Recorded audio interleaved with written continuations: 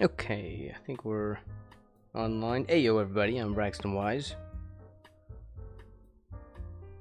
Well, my mic sounds good today. Alright. Well, there we go. That's the end of the stream. Everyone have a good day.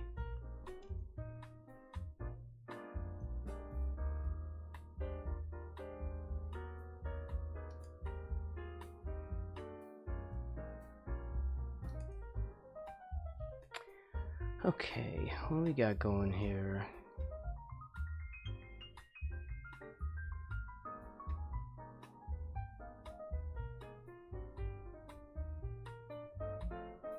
Make sure all my stuff is open. Everything seems to be in order. Mostly. Alright, get rid of that. Okay, so today I think we're going to continue on this. And I don't know, it's going okay. It's doing alright so far.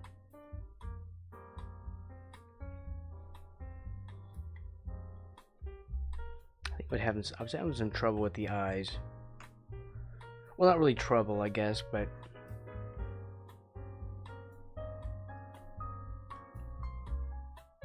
I wouldn't say trouble. I was just throwing in an eye at the end of the stream.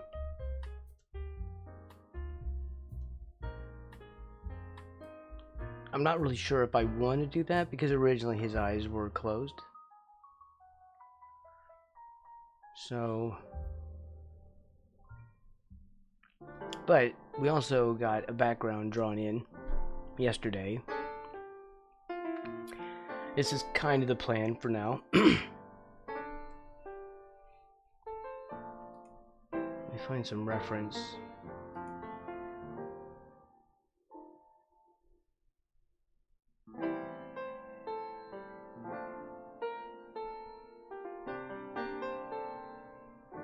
Infuriatingly, I have this other file, the reference for this in a Kabuto on Woo folder. I do not know what inspired me to do that.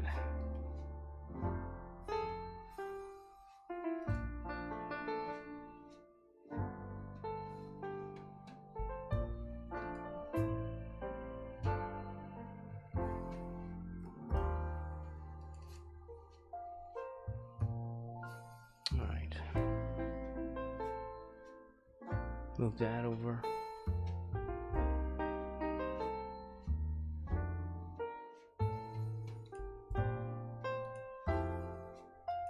Also today, I don't know, I might throw together some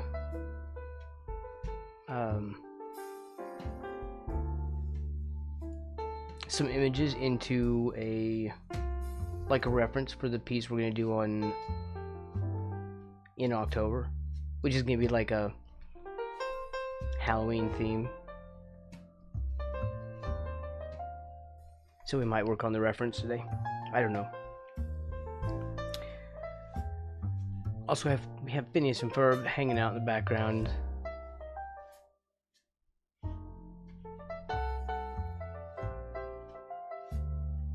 Just in case.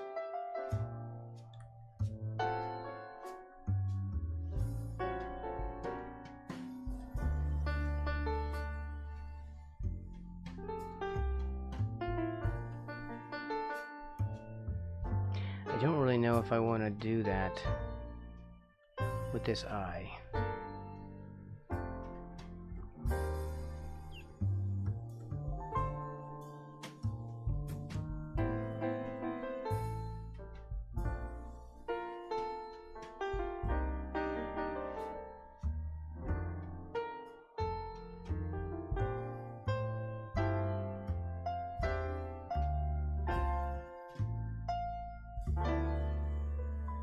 Oh, you know what? We need to not do that. Because of course I'm on the wrong layer. This is why we don't like layers. Because I am forever on the wrong layer.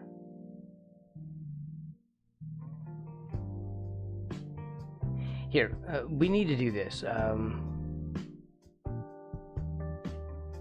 Here, I think this is it. I can change the color of these.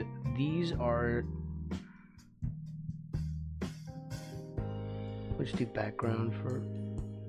Yeah, so I don't accidentally go back to that one. And this will be green. Good.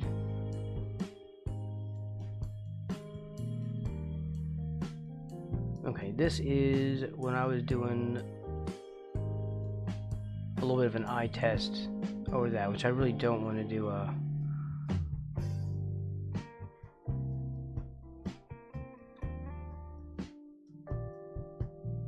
I don't want to do another layer on top. I want this to stay a single layer.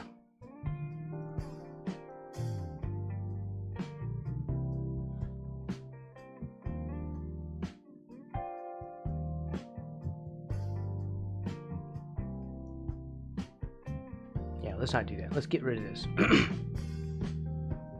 I mean, we might do this later, use this for like the eye shines or the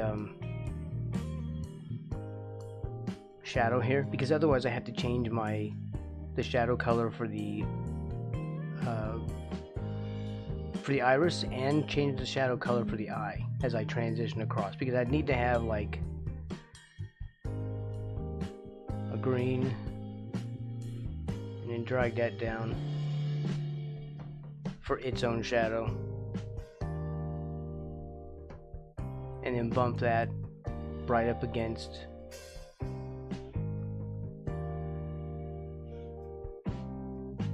the shadow from that off-white at the same time and put them right up against each other. You can see as I do just one shade of gray across, it doesn't look right because the color underneath is going to have an influence on the color of the shadow.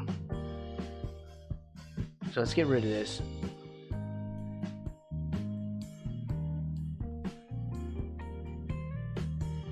Yeah, it's like magic.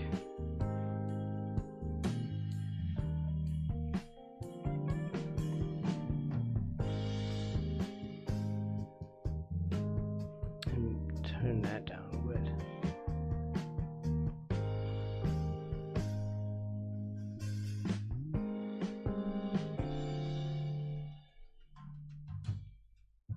Now, I'm still kind of struggling with what I want to do with this eye.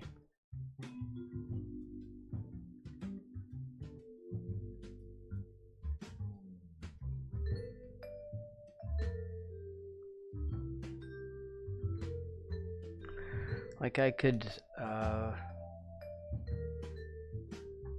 just pop this out. I have to copy first.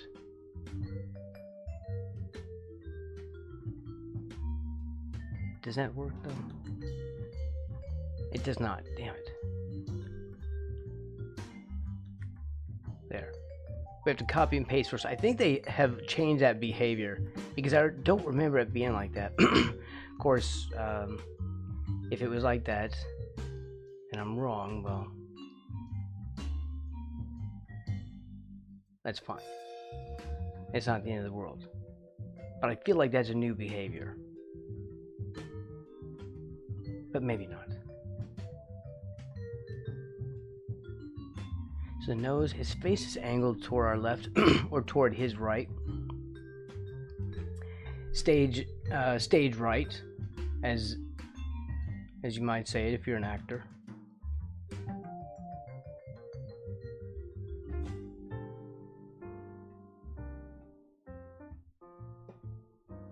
That'd be stage left. Right, because it's to the viewer's POV, and from your point of view, it's on the opposite side. So stage left is on the right, stage right is on the left. Isn't that right? I think so. So bridge and nose is going to cover that a bit, and here's this little dot, which I didn't get that in the right spot for him. Not dot, but there's this spot here. This is a zygomatic bone. Everyone has these, and I use those for landmarks. And the eye is usually like just kind of on the inside edge of that.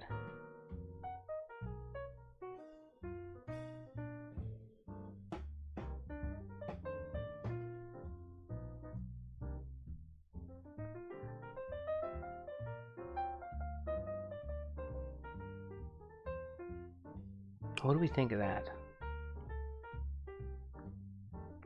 He's got this lazy kind of, I don't know, it's like these lazy eyes. I don't mean lazy eye. I know I kept, in my mind, I was going to say lazy eye, but lazy eye is an affliction. But he's got this, I don't know, sus eyes. You know what? He's kind of got sus eyes.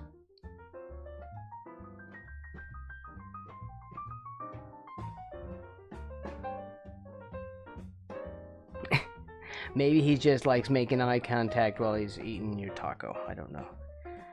Anyway. That would make him creepier, wouldn't it?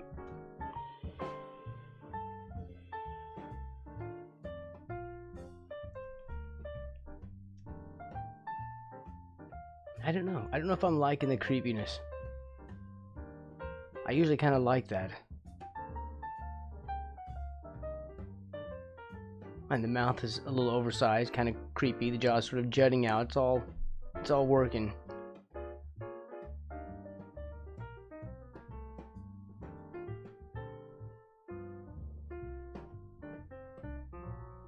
He looks surprised almost. Well, we don't. Okay, first of all, we don't have shadows on his eyes, so that's gonna be.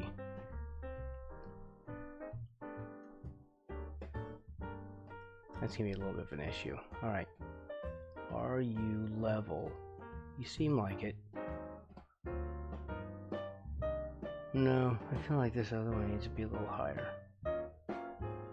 Like there. Alright, so if we back up to the eye capture, just an easier way of doing it, then I'll just use the arrow keys. Actually, I think that might be fine.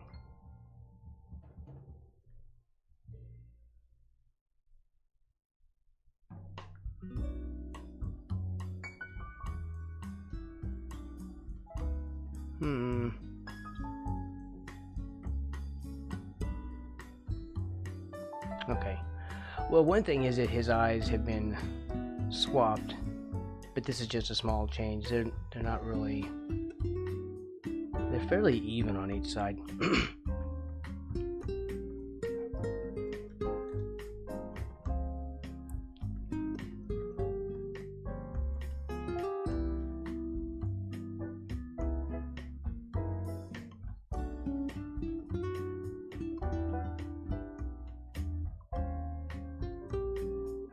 Okay, we'll just keep this and we'll merge this down. Which one is it?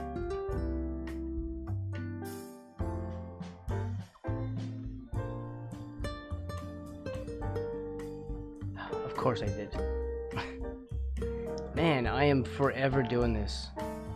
What is wrong with me?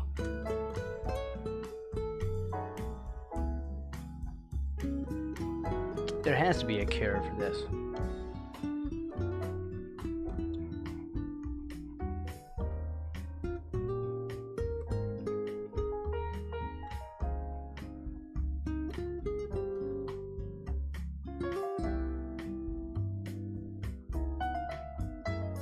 Just get rid of that.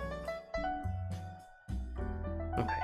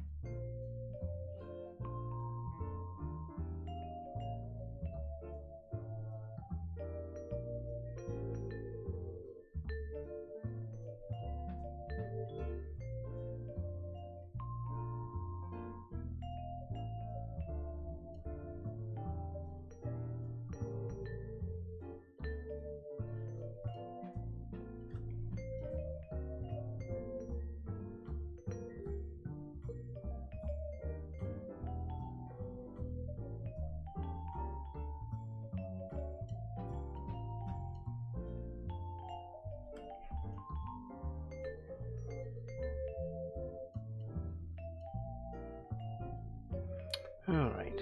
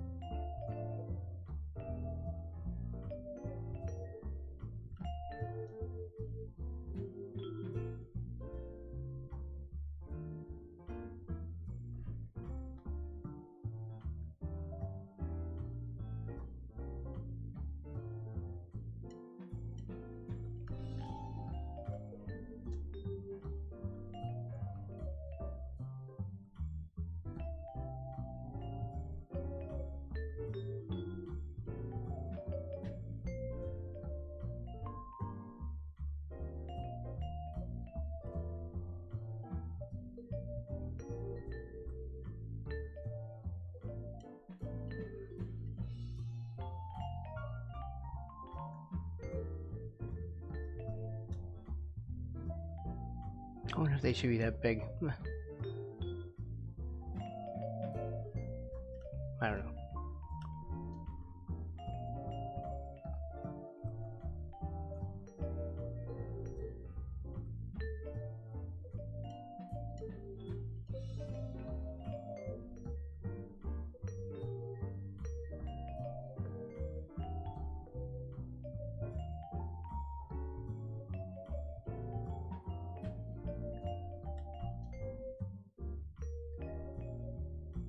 Let's see, let me change that a little bit.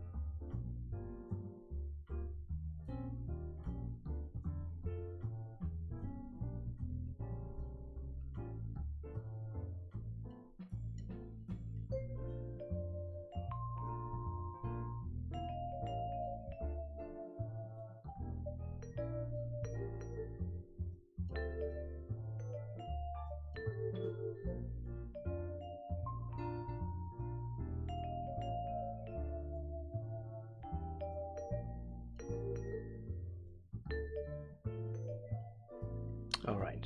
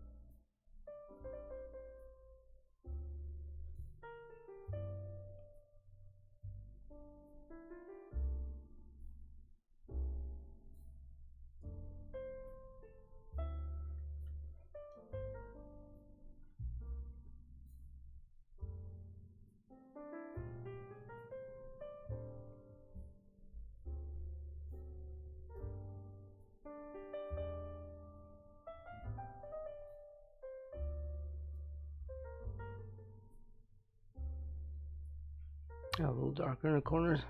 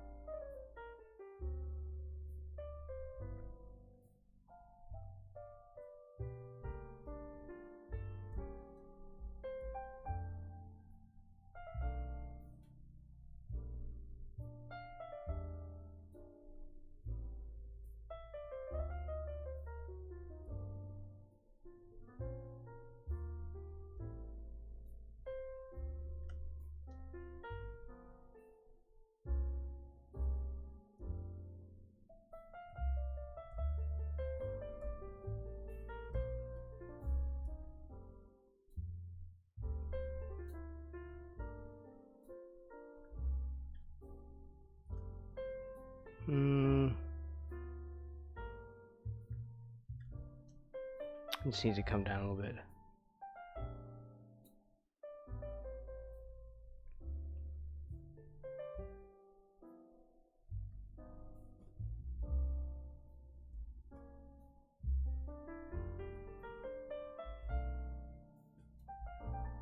Of course, I don't think anyone's gonna be looking at these eyes, but like, are these perfect? Break out the measuring tools.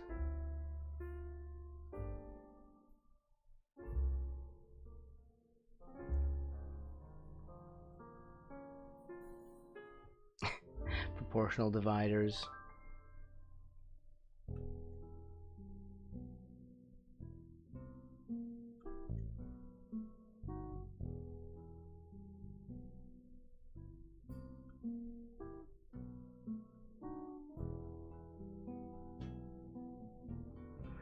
And let's move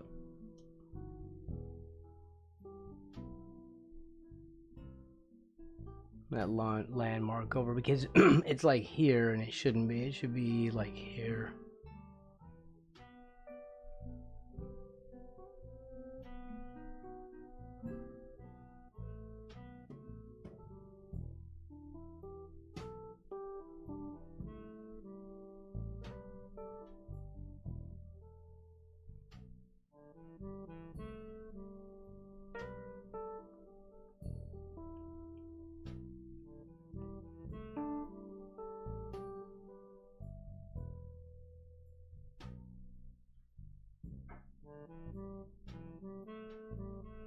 That is so much darker than it should be.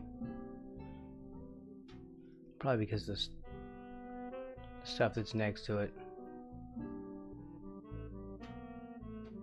Because I think I have a slightly darker tone on this side.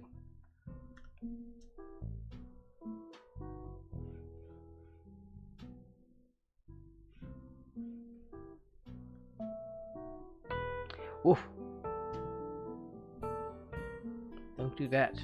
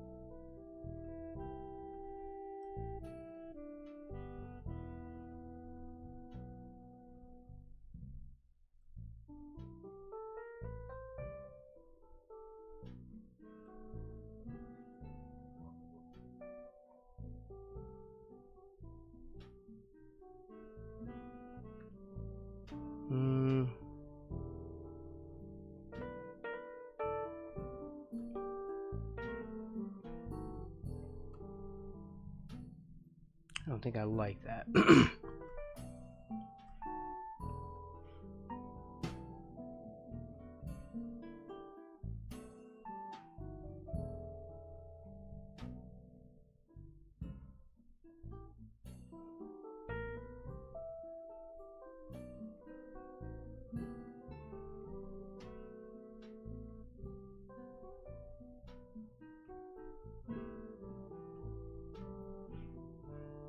I'll lighten it a bit.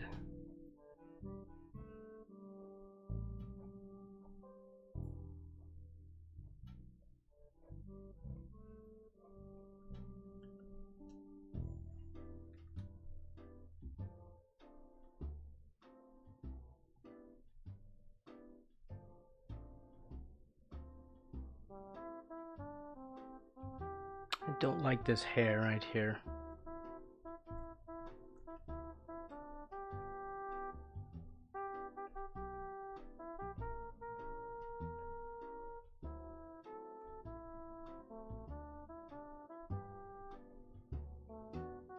That's better.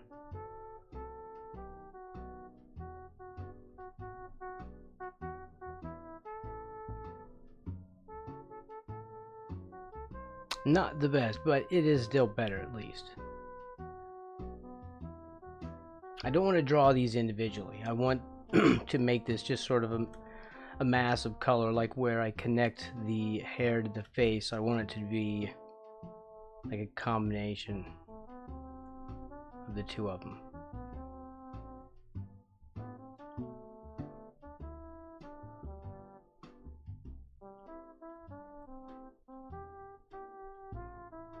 Instead of making a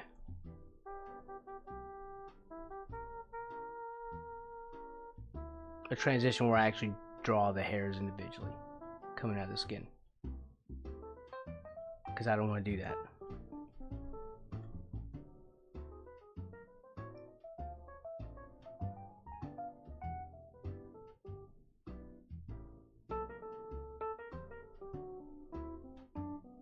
Hey, yo, Siler. I'm doing okay.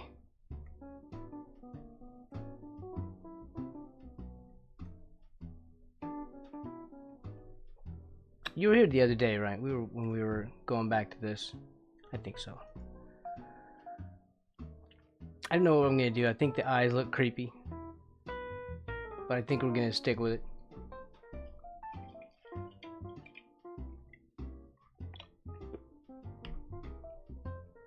We might also work on the reference today for the Halloween picture that we're gonna do. Might take all month of October. The idea is to have Frankenstein's monster playing a video game, and I've got some elements, you know, to throw in. So things like bags of chips and cans of soda and video game console references, and did like a, here, I'll show you. See, we've got a bunch of different things, and I also got this that's going to be the main bit of it, and then we're going to add in bags of chips. We're going to, you know, kind of photo bash this to create a reference.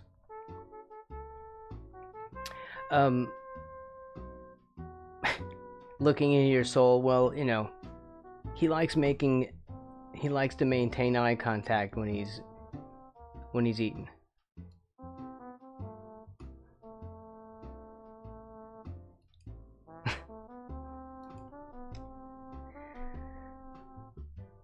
So we've got some stuff now. I don't know that, I'm certain that you don't know of this. You may have, though. You may have heard of Jolt Cola.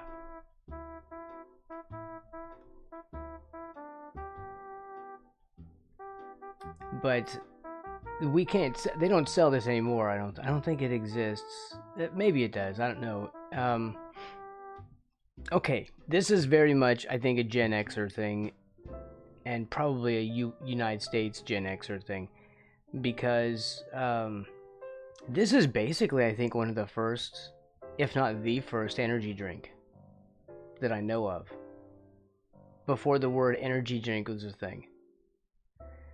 Now the world is littered with them, but these things didn't exist at the time, and we had Jolt, and Jolt Cola was usually sold in school vending machines, and my high school was no exception. And it basically, you can see on the can, all the sugar and twice the caffeine.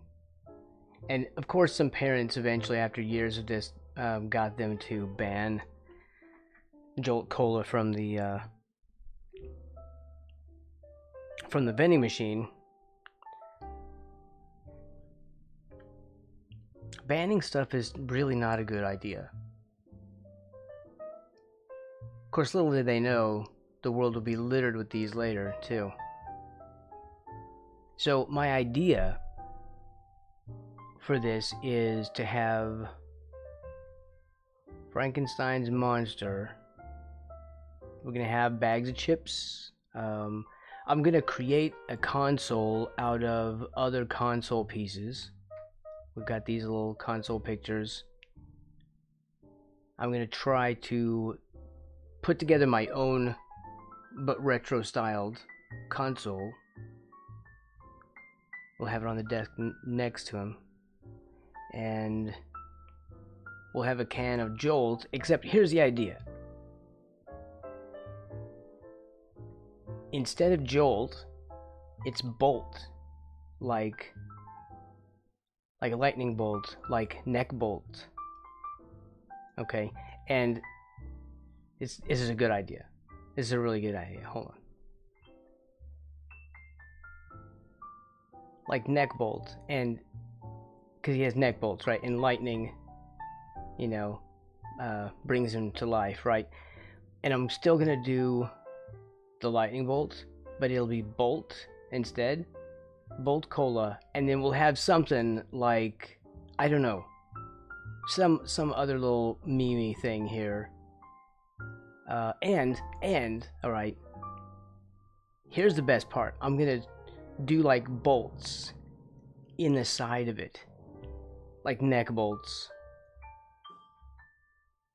You know, although they'll be more obvious, like a screw, like a threaded bolt with a screw head or a bolt head on it. So it reads more obviously as a bolt. There's gonna be bolts in the side of it. I have to figure out what to make it say.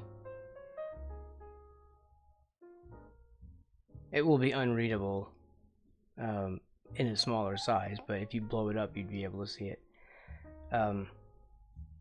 That's the idea. And the other things, you know, the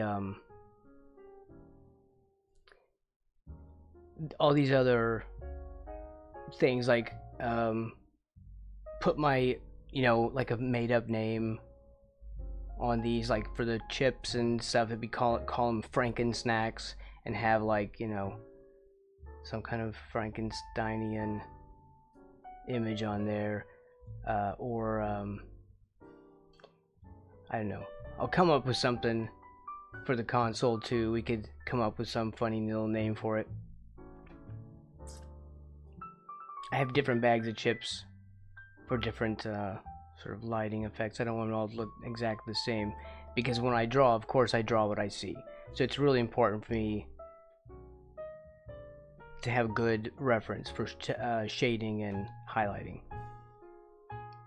And we're going to do like a stack of these cartridges, like old Atari style cartridges, and I'll put little like made up game names on them as well.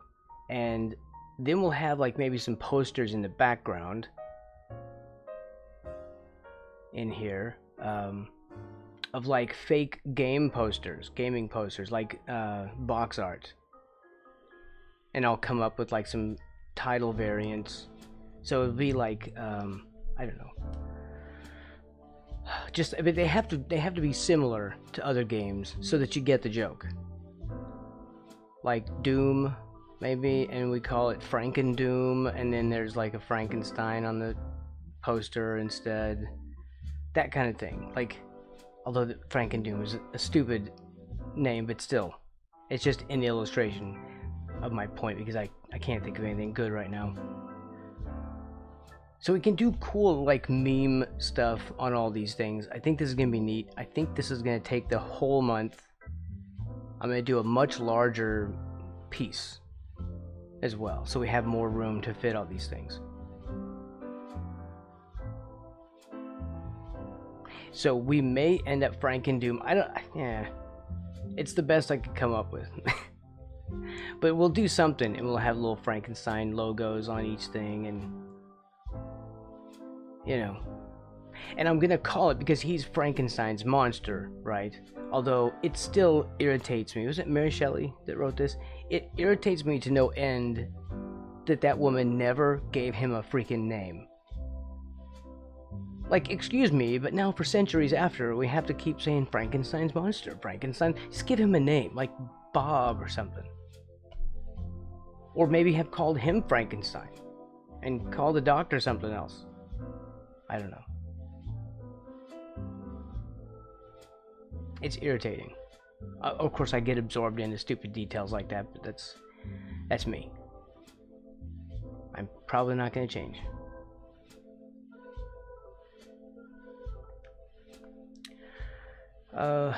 And we need some other kind of frog, because I want to be species specific.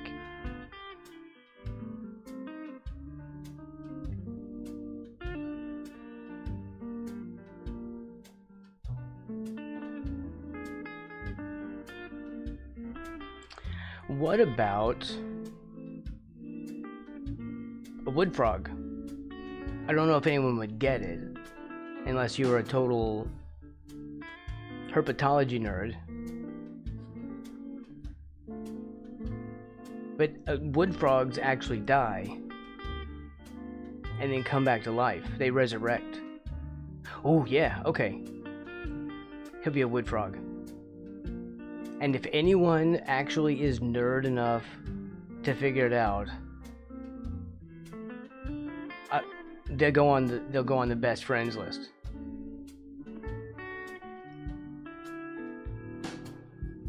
And you know what that means? Slumber party. You have to consummate the relationships. That means slumber party. That means you have to braid each other's hair. That means pillow fights. That means ghost stories under a blanket with a flashlight.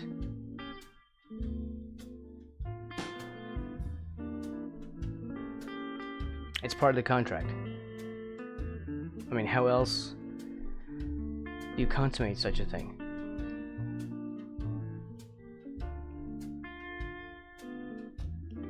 Make sure you're on the right layer, Braxton. BG. Okay, well, this is not anything yet, so we'll just turn this to...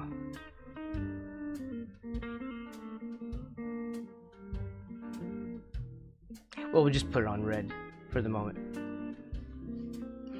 Just to stop myself from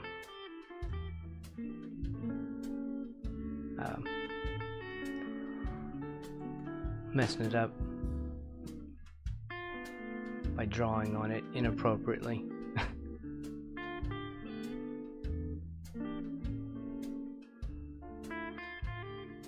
And of course I just now did it because I'm such a genius. I told you, I can't stop.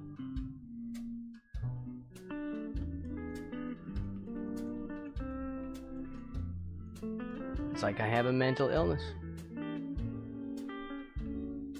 Actually, I do. It's called ADHD. My working memory is trash.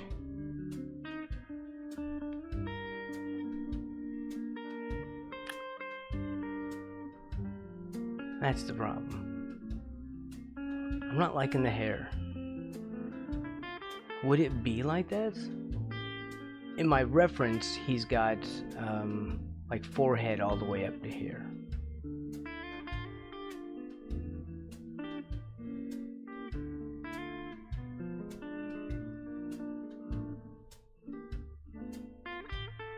We'll do this without lifting the brush, so it's one undo.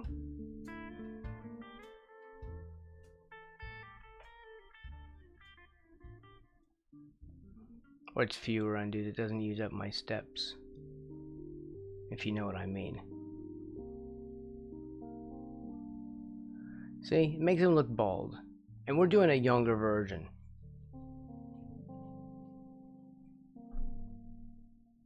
Of course, the hat needs to come down more on his face, I think. Do we want to do that? I don't really want to do that. The hat needs to come down to... well, just slightly.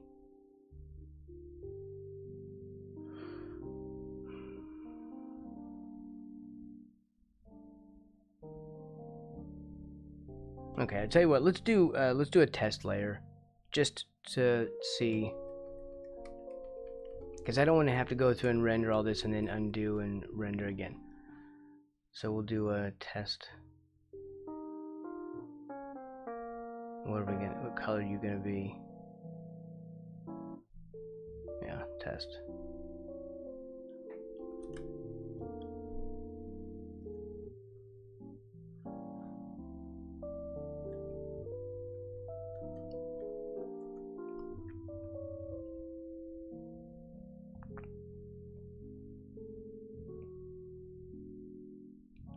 Now if we do this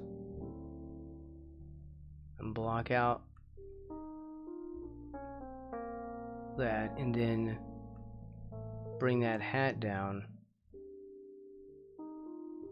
just bring down the hat hole instead.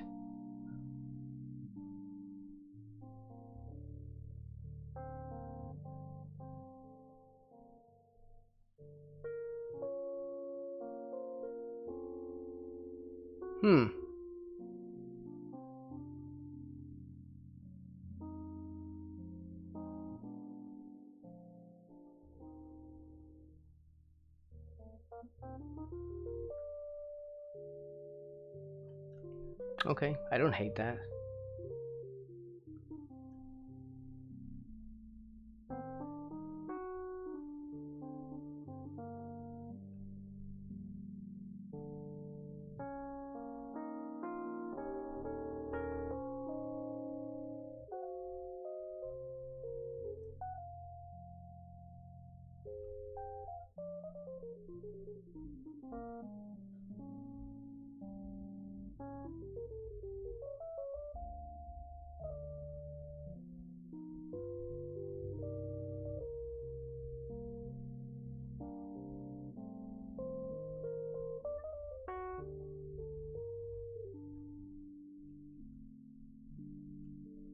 That was a good forehead shadow there.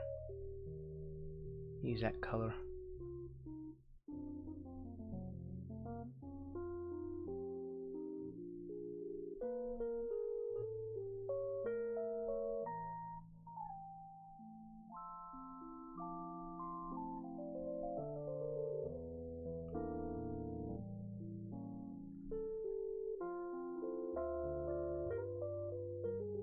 He really is creeping me out, but again, this is it is what it is.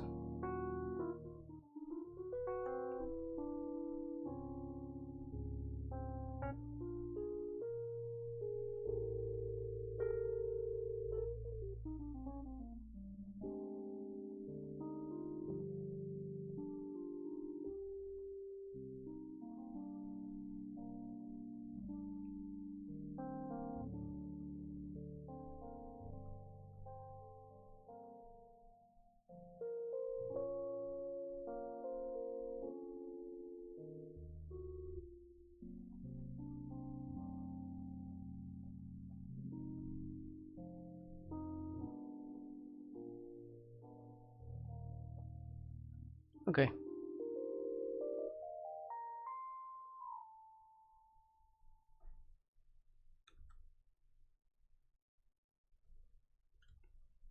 Yeah, I think I'm okay with that.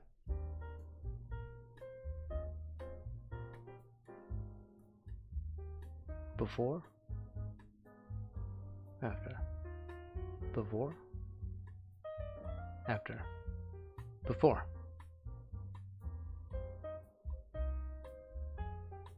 After? Okay, this is better.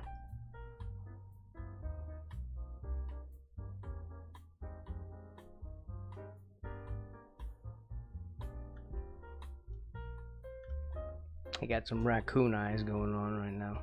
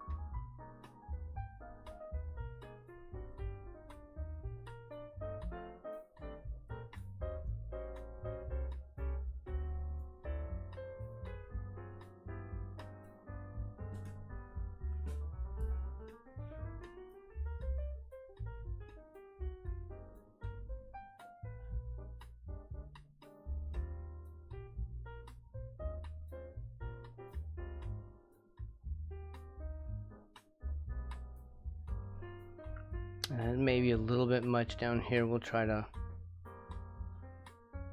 see if we can make some individual locks in here without it looking you know,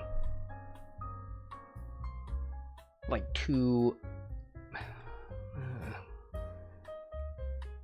I don't know what the word is, contrived maybe, or too detailed. I don't know, I'm probably not using the right word.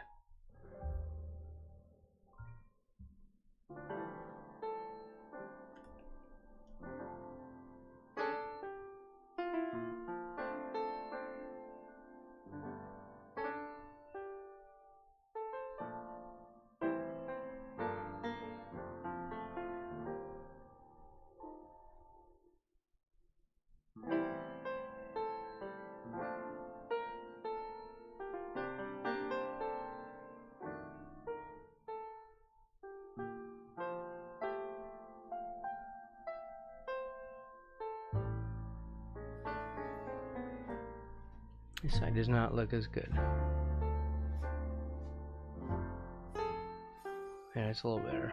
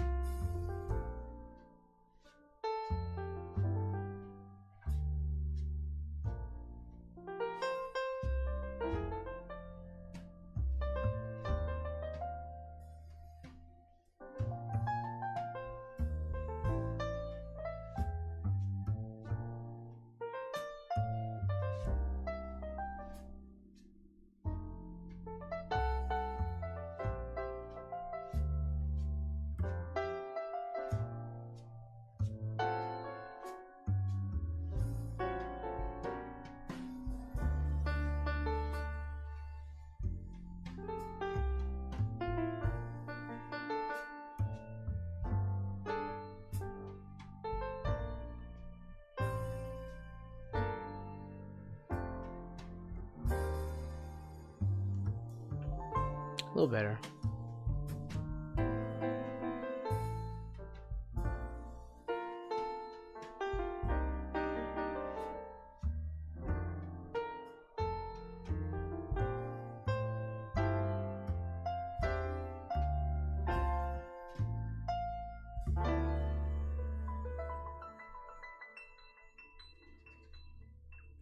And we have this.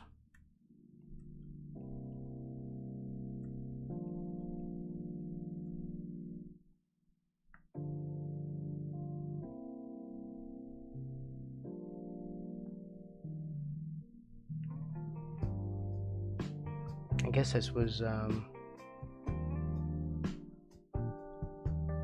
when I had the beard much larger.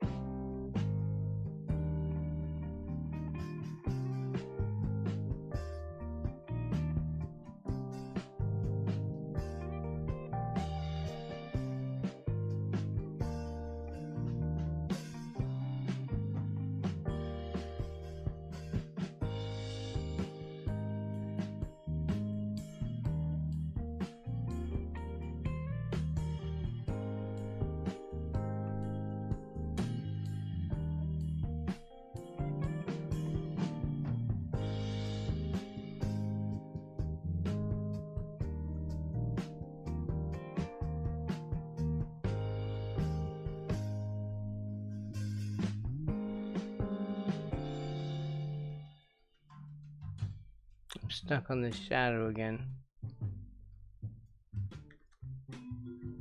I need to stop doing that. These shadows are giving me trouble on these arms.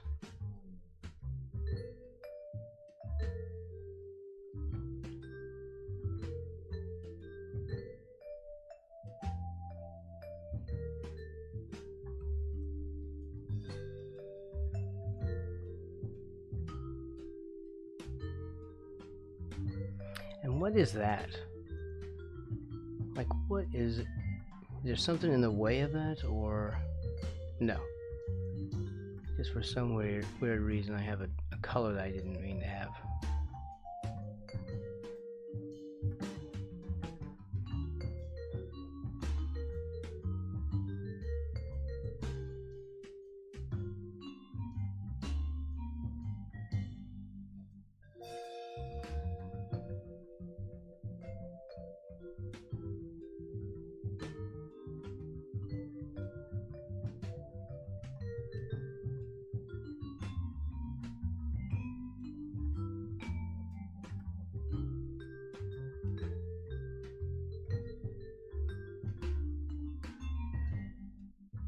There's something going on here, though.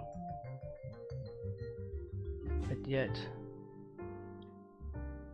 I just will not fill color in there, and it wants to build up right here. At least visually.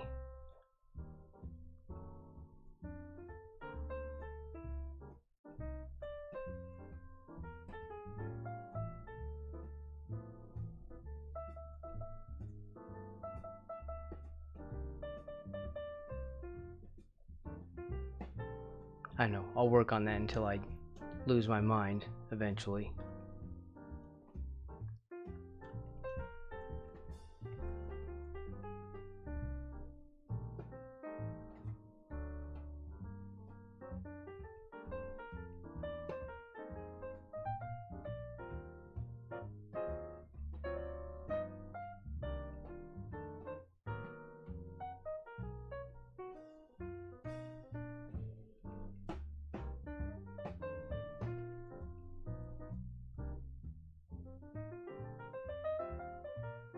Whatever I do, though, it just seems way too harsh in certain spots.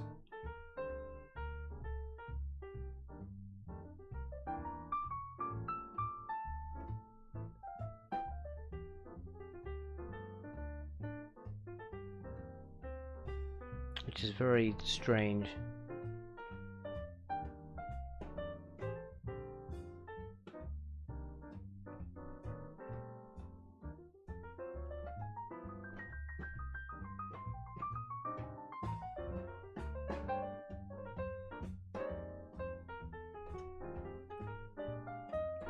Like his face is really patchy.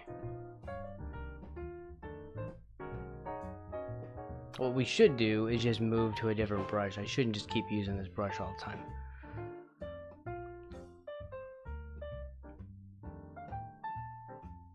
The problem is that it's the same shortcut.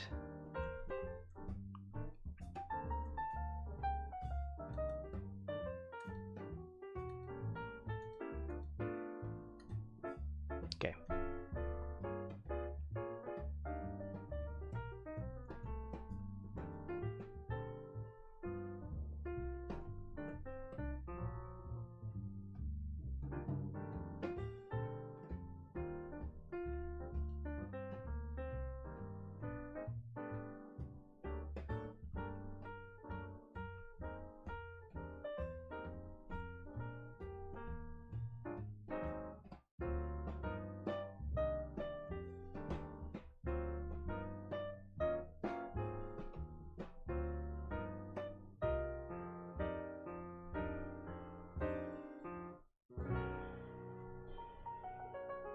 This is probably the better brush for this as well.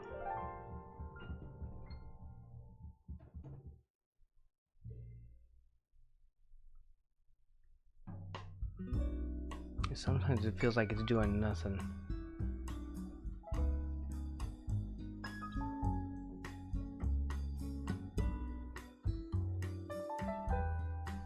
But most of that's just because it's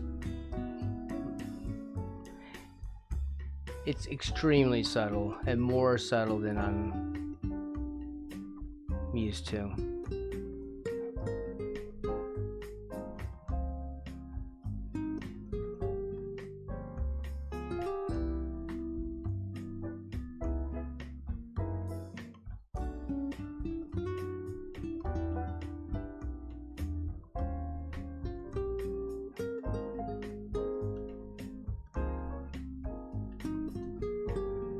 All right.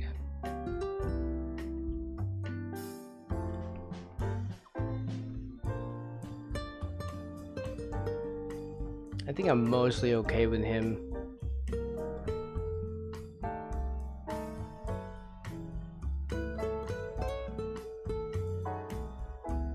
You see how light, how subtle this is.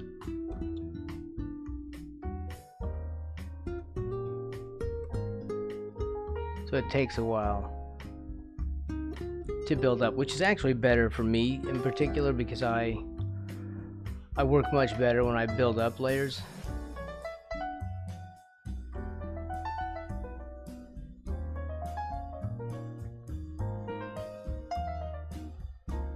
Where I can kind of approach it a little slower, a little more carefully. And that gradual build-up allows me to get lots of detail that I wouldn't normally get.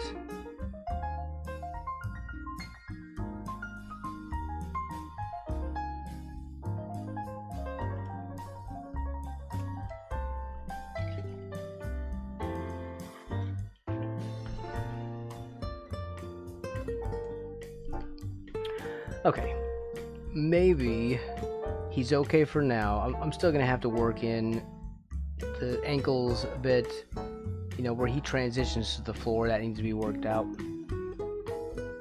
I think the foot is footy enough right here. I think it's passable for what I'm trying to get from it, just so it reads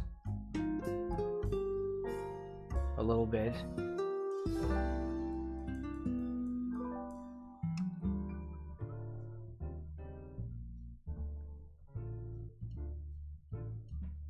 It's also dark underneath him. It's kind of hard to see.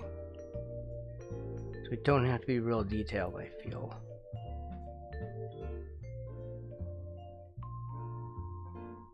Did the toe like that way.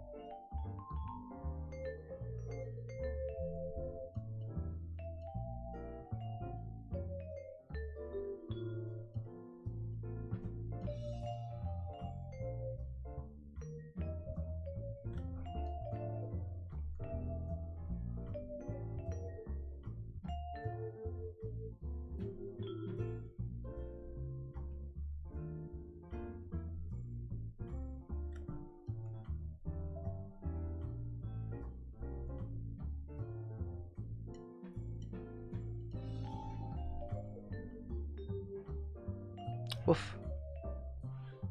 Soft eraser, Braxton. Soft eraser.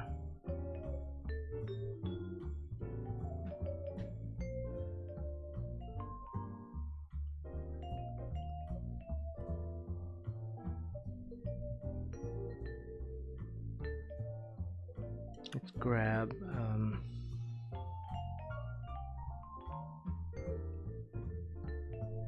this one. Somehow some blue got in there that I hadn't really counted on.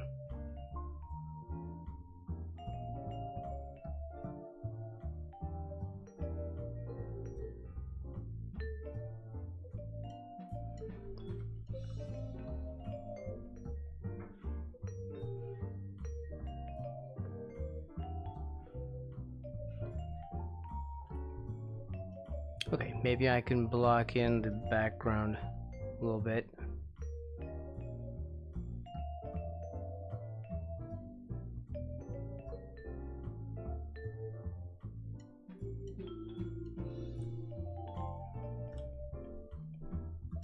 Alright, let's get to this one. This is the sketch. Here's our background layer. Let's... How am I going to remind myself that this is the one we need to use? Well, we'll just turn this one to green. I'll turn this one to red. I could lock them. I could do that.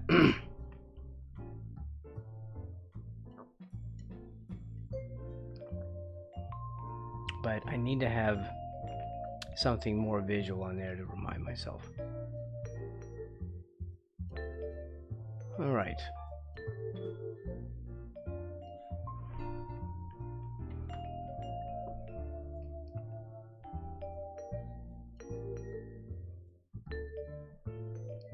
Start with like grab like a brown off of his foot, or like a dark leather color.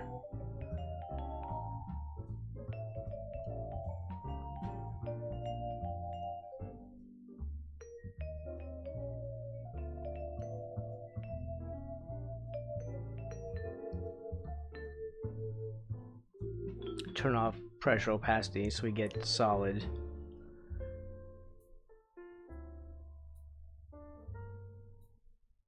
For the most part.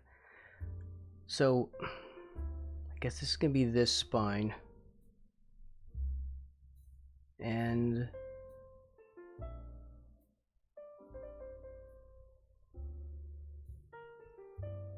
like that's the spine of the book, but this would not be.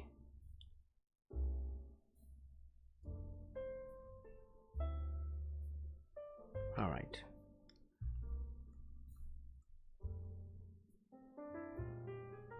It's a little confusing to look at these.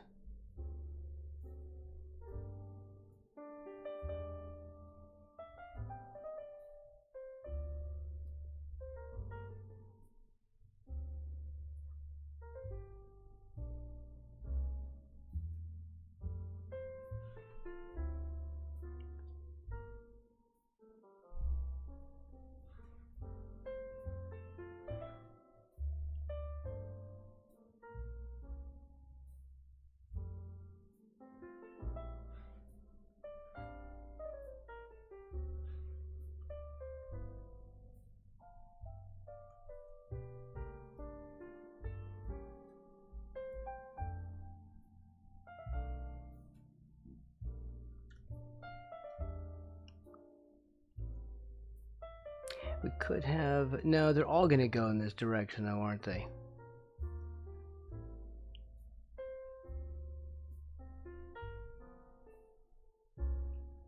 That's kind of a problem.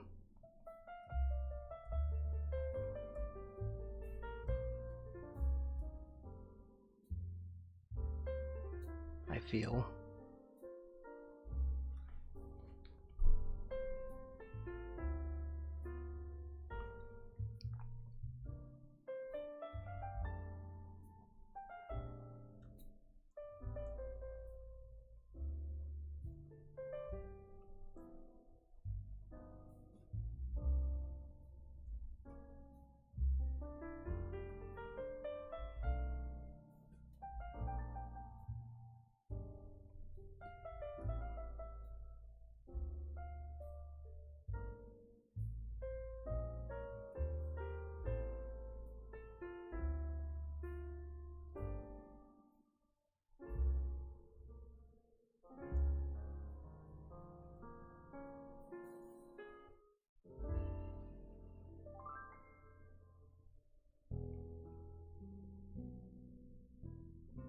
These still don't look right. Damn it. I keep wanting to do this. And just color pick this. We might as well, because these are going to have to get filled in anyway. With some kind of an off-white. Let's do that, at least. Let's grab like a... I don't know. Pages have kind of a yellowy, parchmenty look.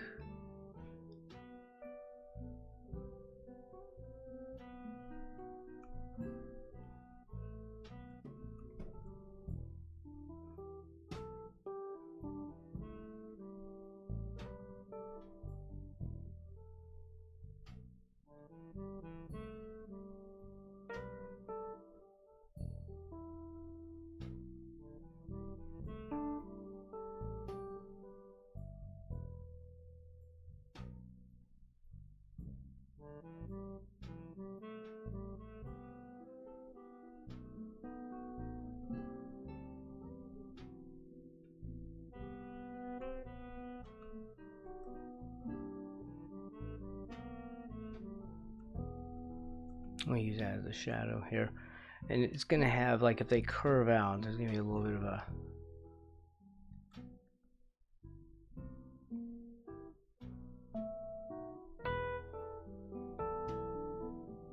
thing like that. And this is gonna have like a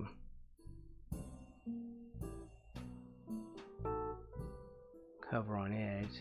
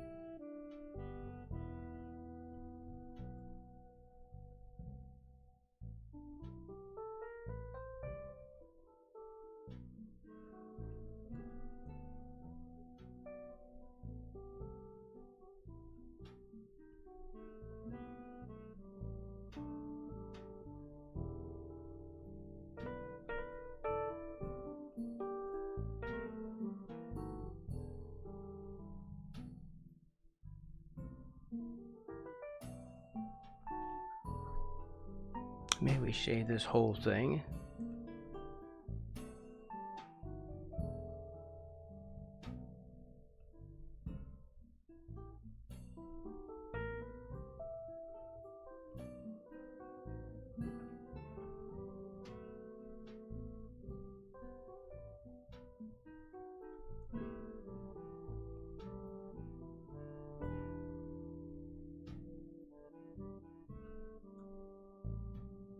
Man, it's gonna take some time.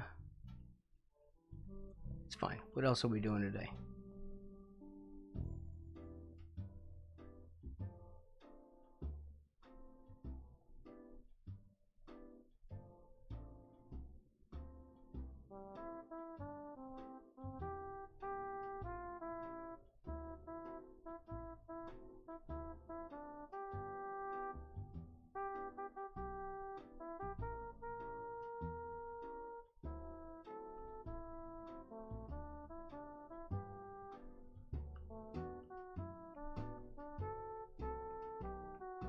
I'd love to know how it is that my mouse gets outside this program sometimes. Just like that box opened up from up here. I don't know which one it is when it was doing that. Somehow it mistakes a button press while I'm still focused on this window.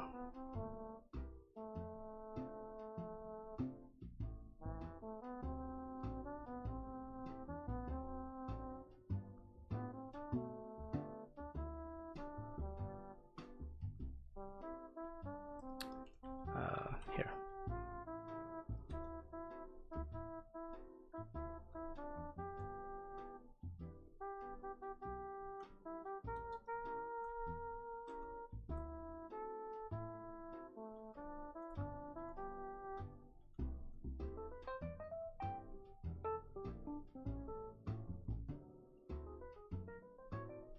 What is going on with this thing?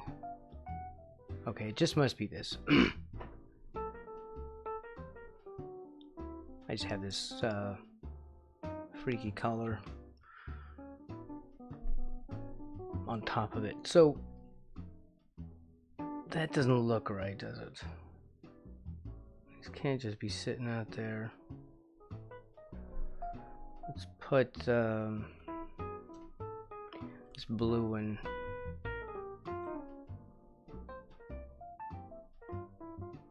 Which way do you go?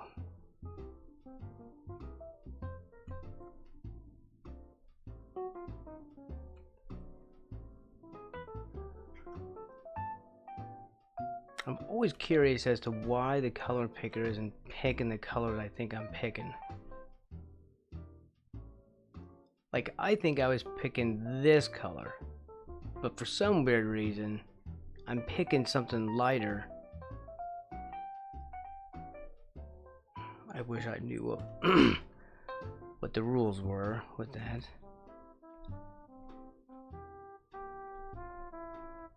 It seems like it just deliberately, like every time I grab a much darker color, it just gets lighter. It's very weird. Is that like a default thing to just subtract, randomly subtract from your value?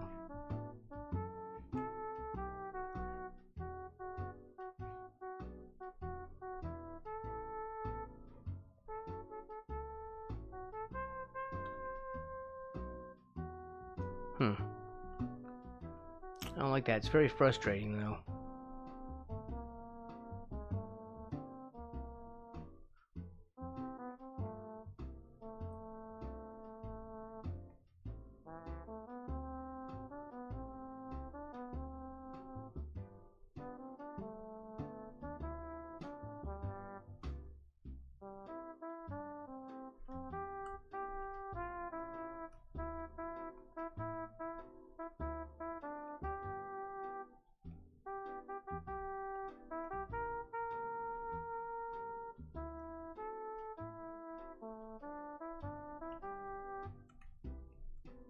Look at this lighter one up here.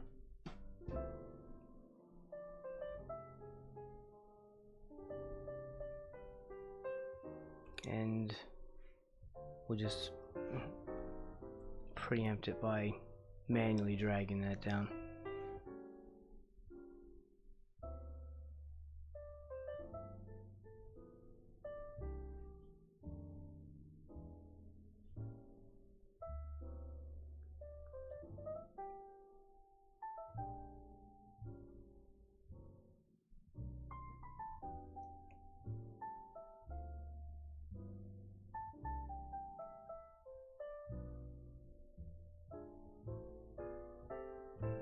Let's see. See, like that. How did that happen? I've been focused on this window the whole time. How is it escaping and hitting this extra button?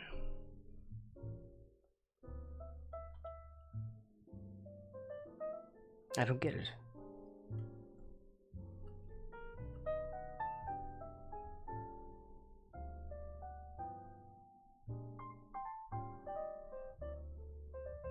Of course, it makes it really hard to use these shortcuts.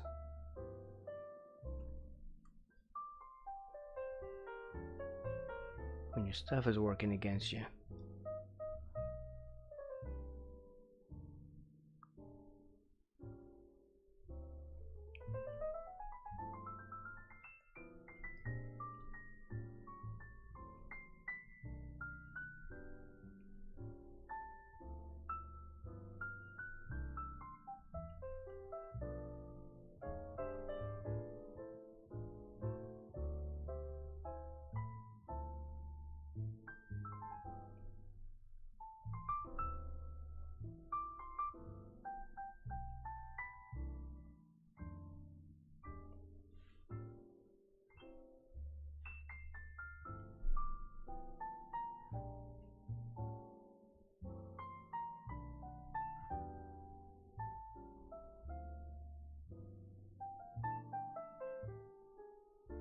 Alright.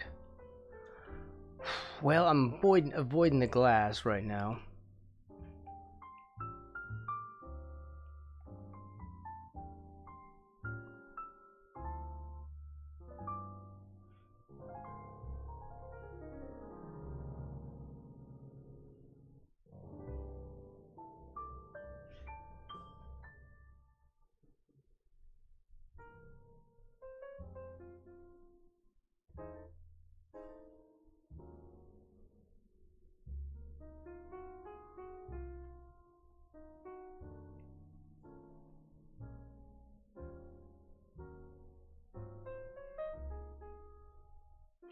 Why do I have that thing on? There.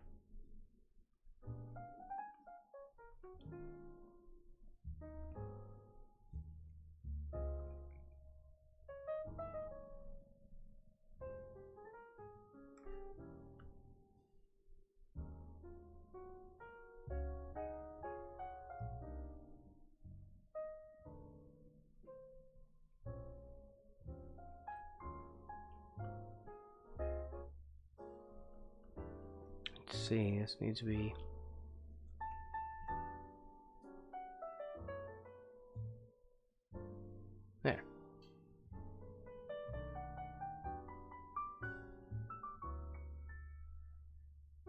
And we'll do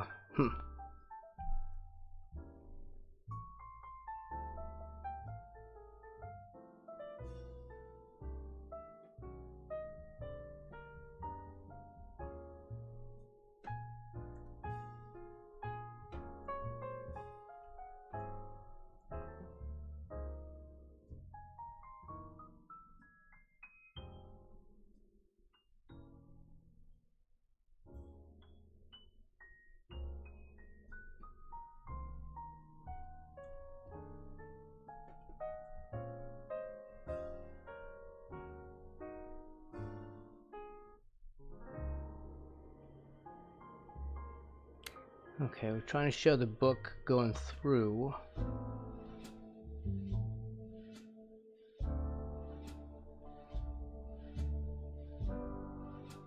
Right?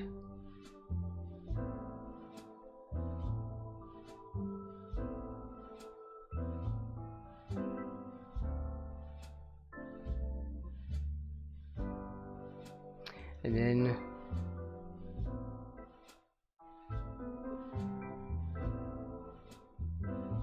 like this.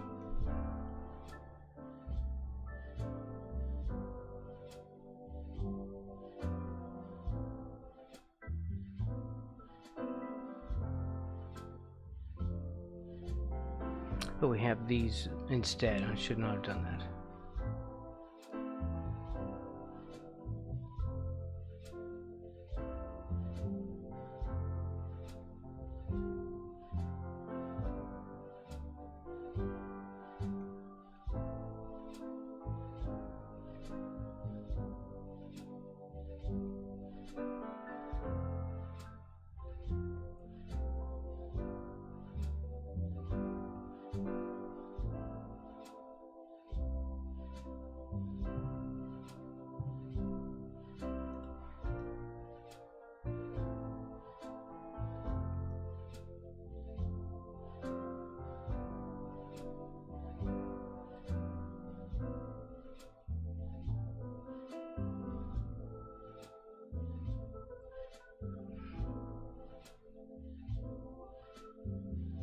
I'll grab something distinctive.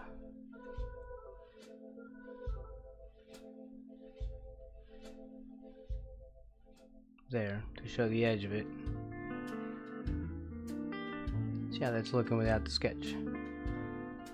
You can see how it's starting to take shape. This is kind of my new process these days.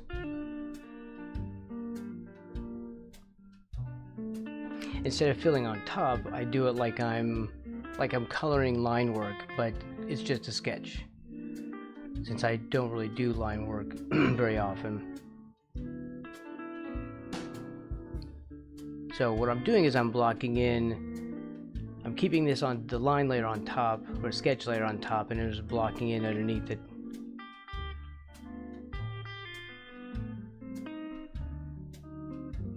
Just to keep my own guidelines that I set for myself. Yeah, this should not be like this here.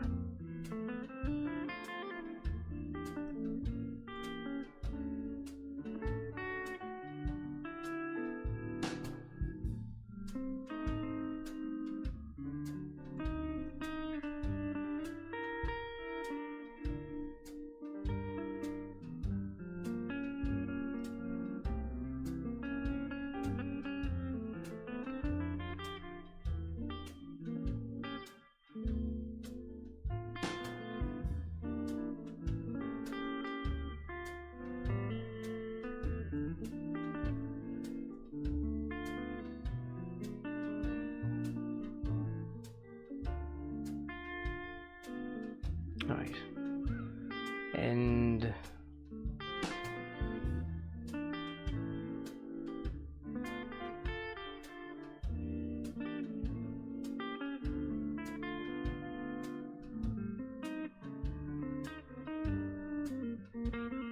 there.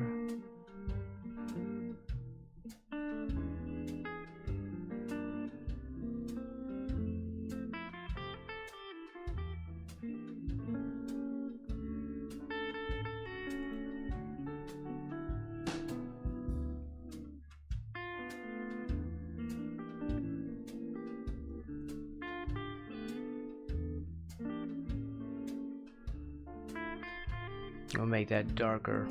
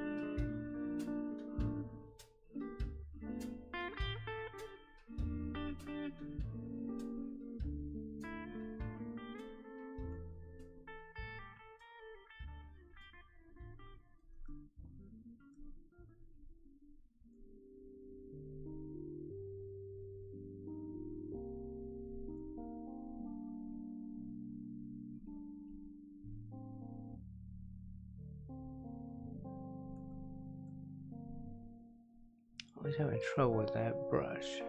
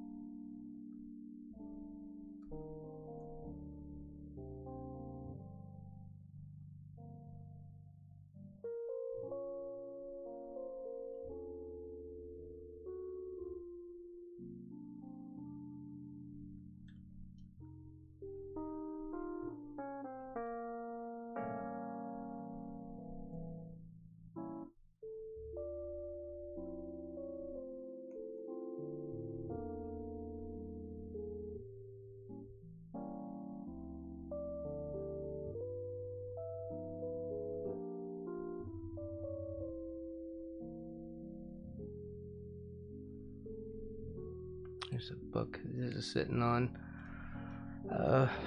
Let's pick a blue one here.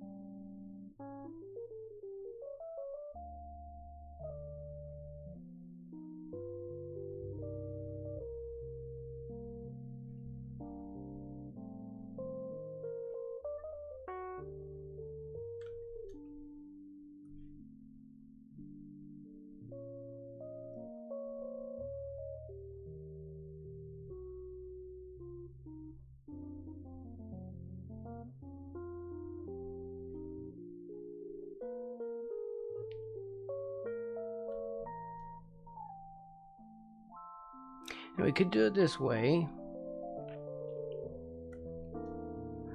or I could do some of them the other, like in the other direction,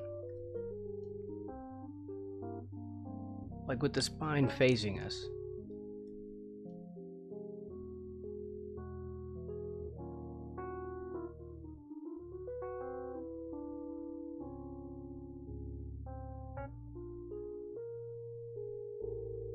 Because it would be neat to put some titles on some of these, right? Like I could put one of my own book titles, one of the things that I've written on here, just as like a little, I don't know, Easter egg.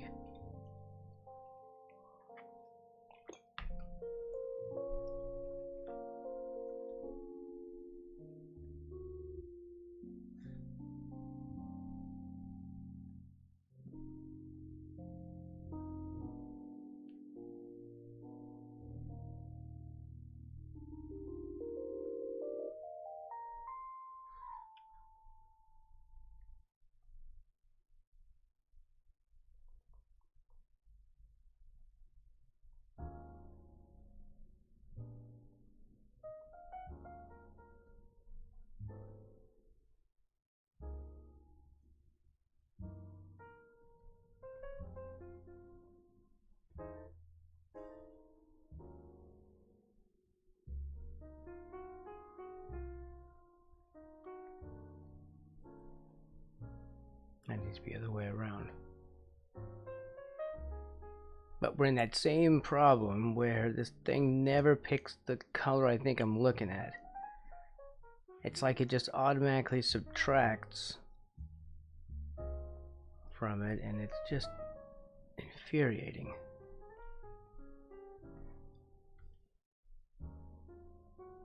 And maybe it's not doing that, but it just, wow, it really does feel like that every single time.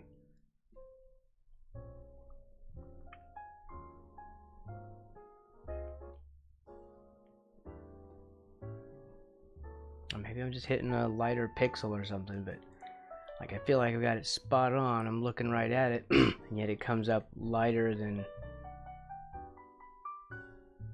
what it should.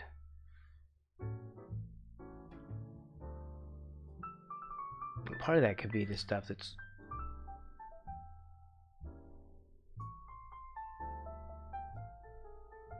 in the sketch. And we'll start doing some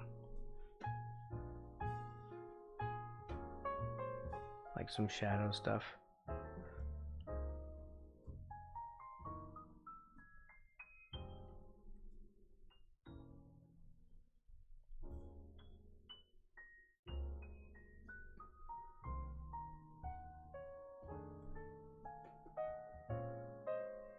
Just to define these a little bit. That's a good one.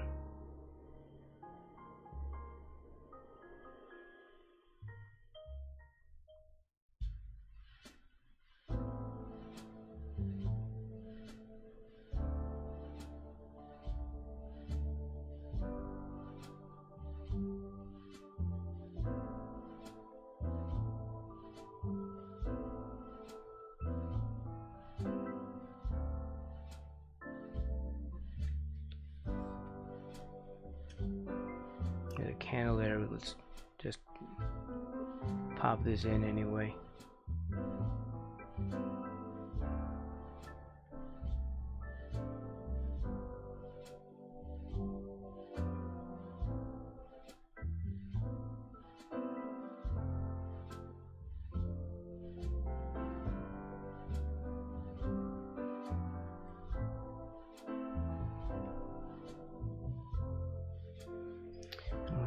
You're gonna be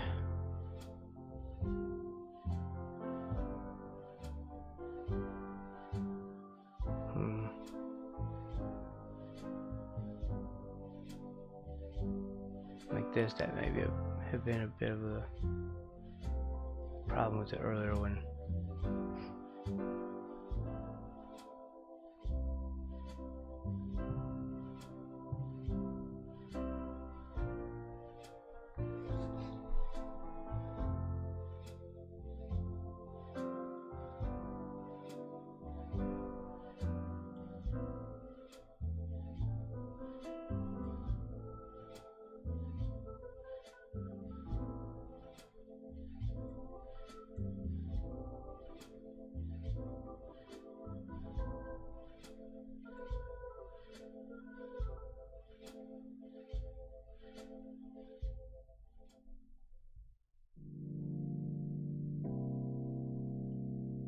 Also, this is my first time actually painting glass deliberately, or an object other than glasses. Normally what I would do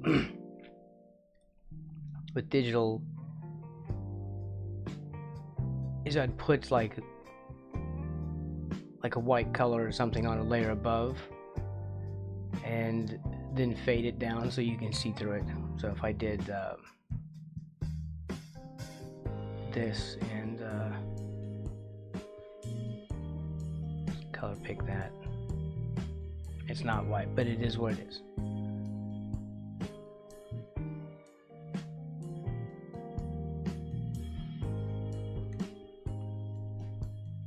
So I'm not showing. It's,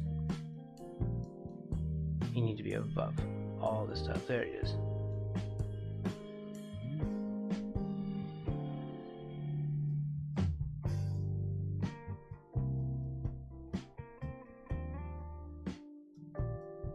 Like for glasses, I mean, I would draw the rims and I'd fill them in with this and then bring it down.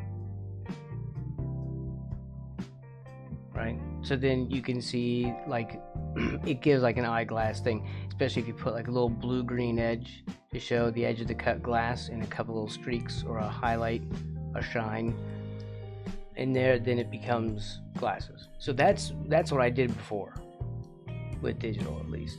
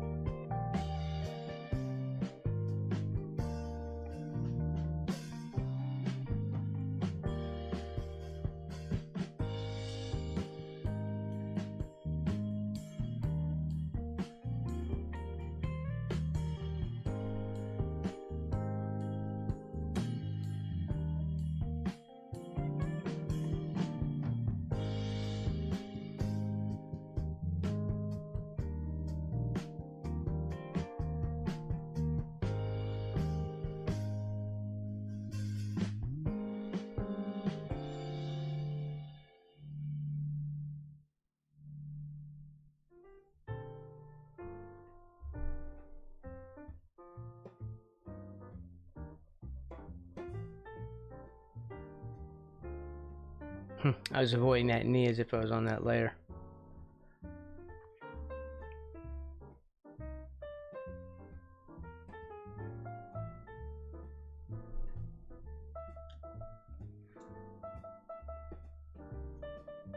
That's getting there. We're getting the basics down.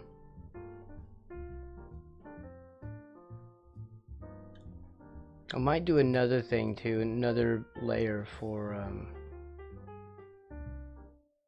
the background.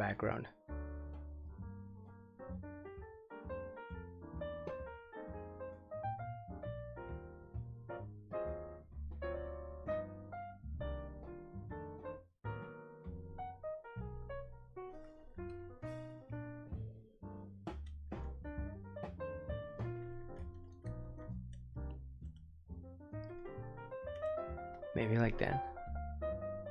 And then have some kind of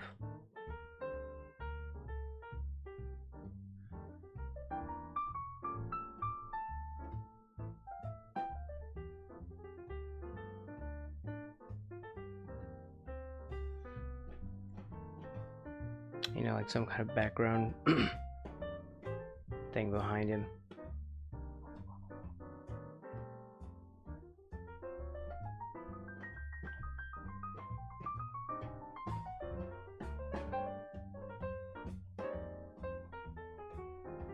Do you want to fill that completely?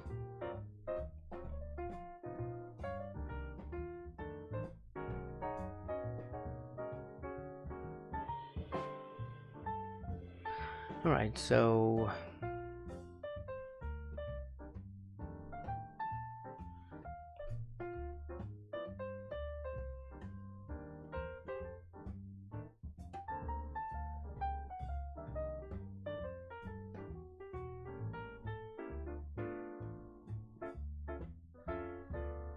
I just hand color that's that.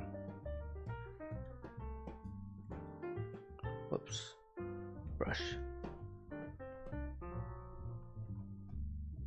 Heyo, Mr. Player.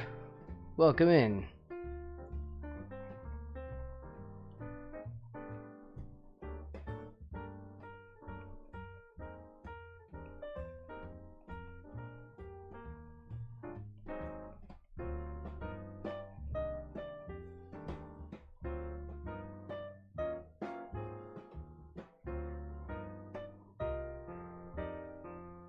It does. For the most part, it does.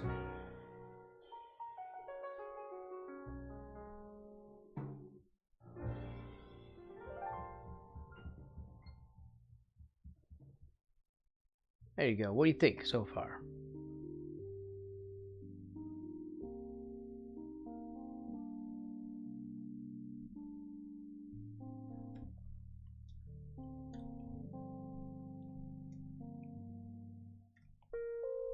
He's got creepy eyes, but you know, we're gonna leave it creepy.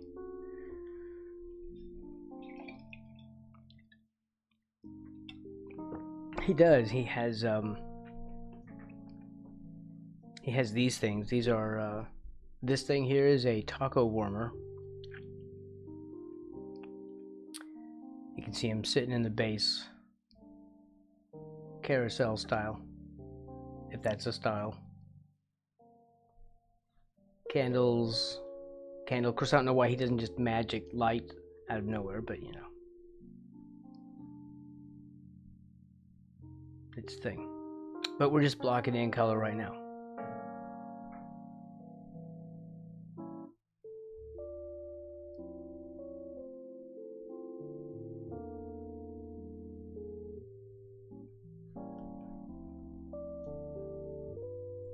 This needs like a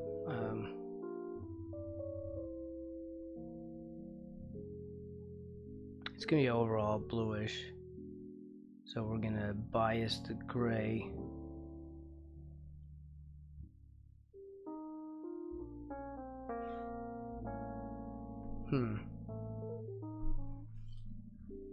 No, why don't we do it like it's copper? Maybe it's copper. We'll give it like a coppery look. I don't know what tarnished copper looks like. I mean, I do, but I don't know how we're gonna get that to read like tarnished copper. A wizard always needs apparatus and books. They do.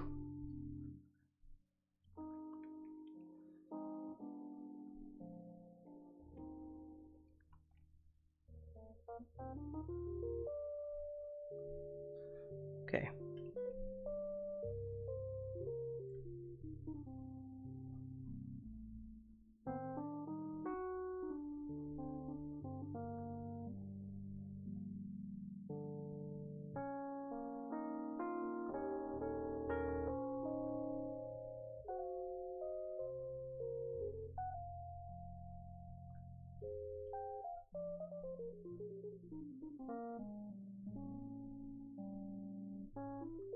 And we'll just use this.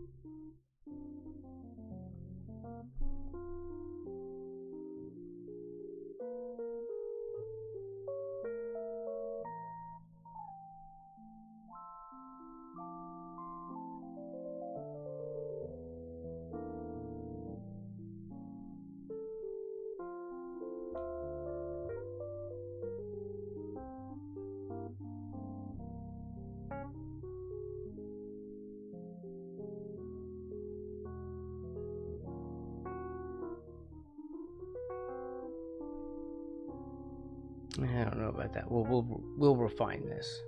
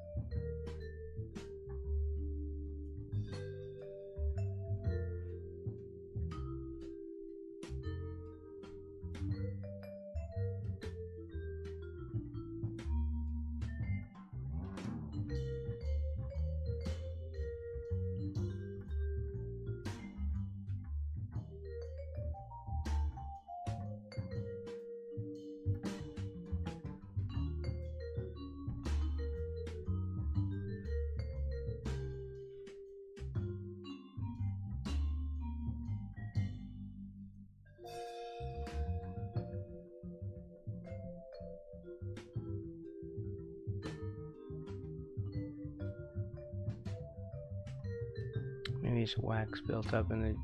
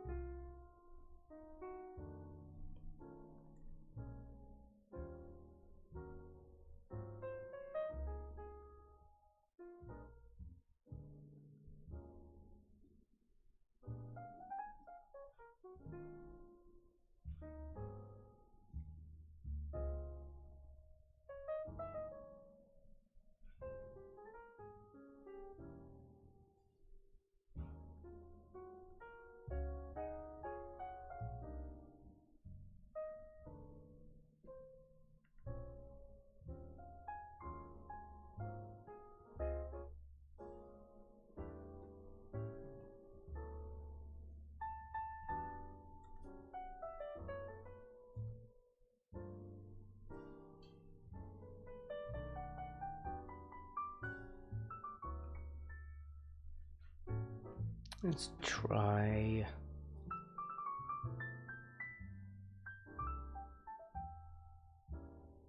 No.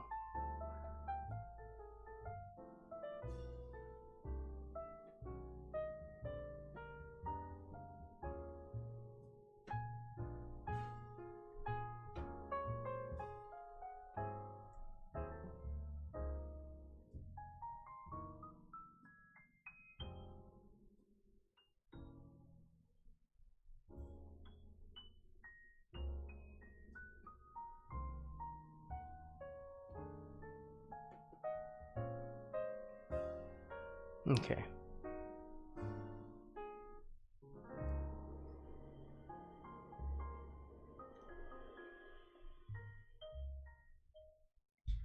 Hey, woo woo.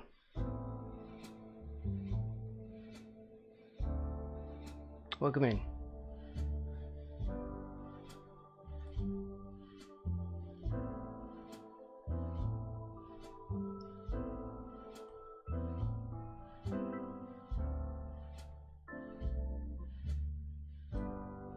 This is really not very well centered.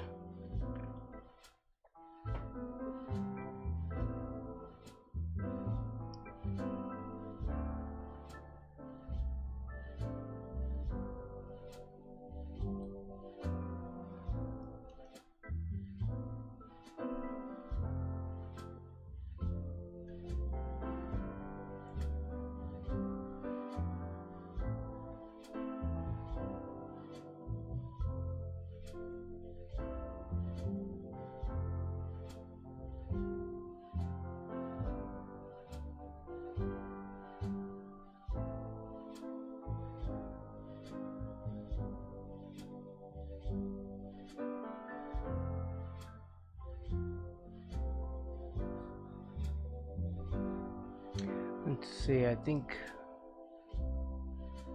this needs to change a little bit. The alignment on all this stuff is really, really quite off.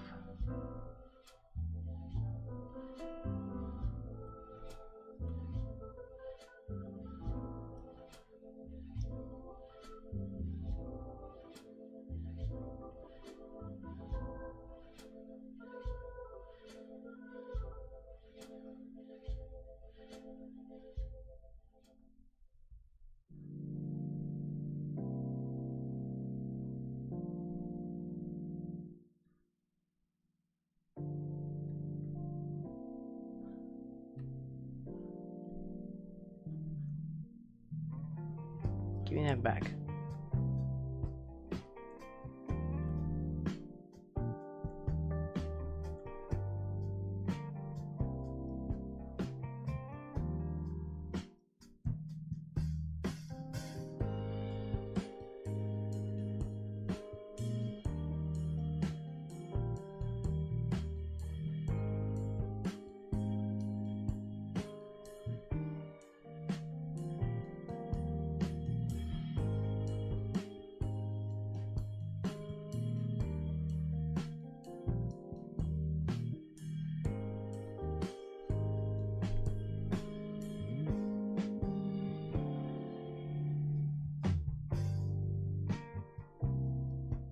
I feel like this is gonna have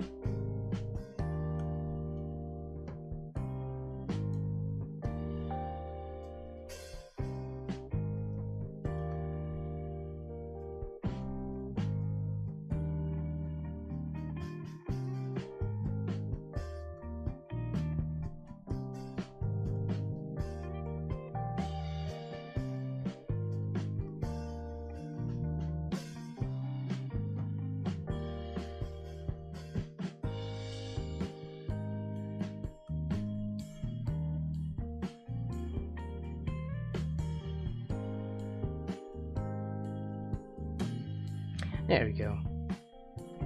That took a minute.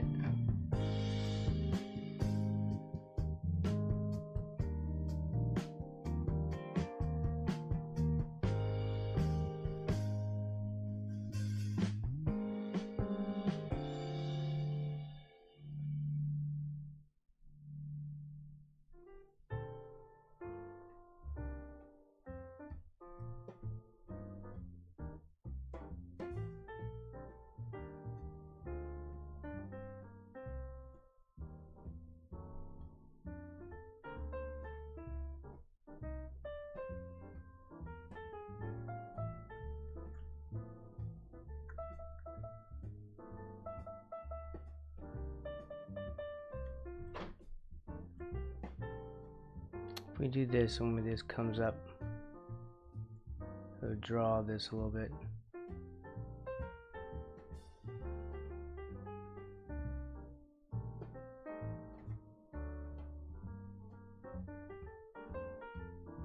So we can visualize this a little better.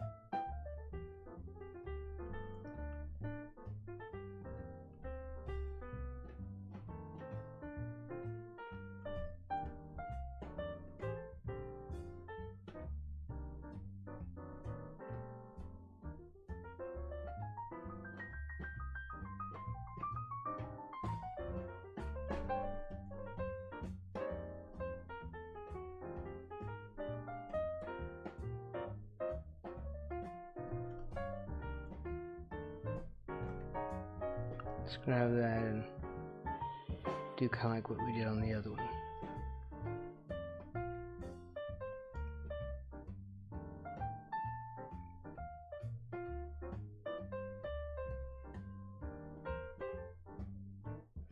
It is difficult to perspective a taco.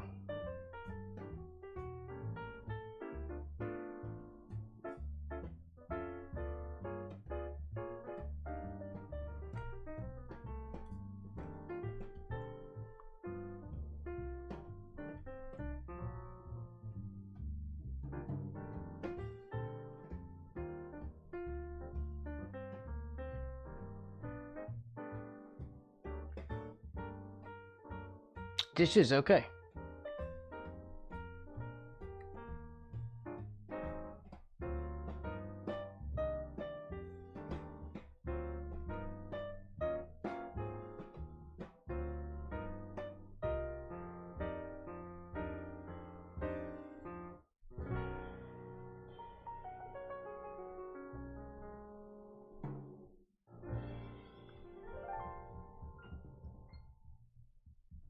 These are just background.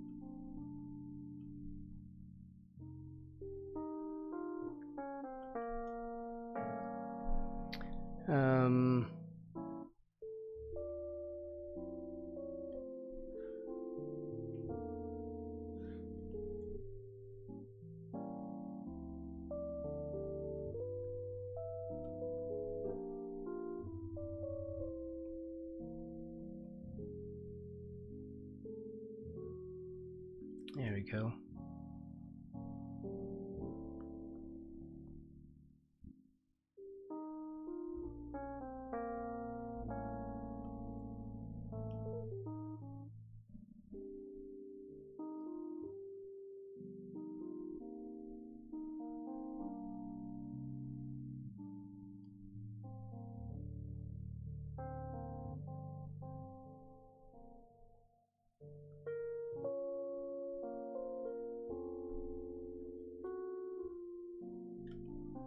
I should have done some darker stuff in here. Some darker shadows before I did any of that.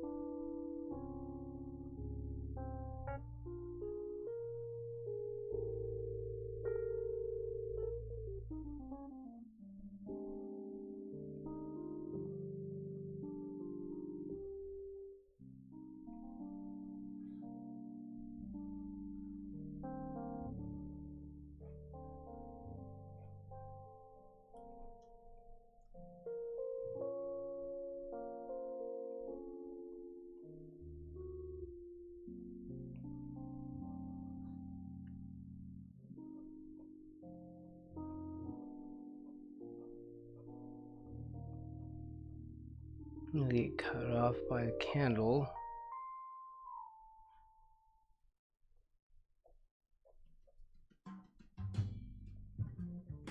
Hey, Strider.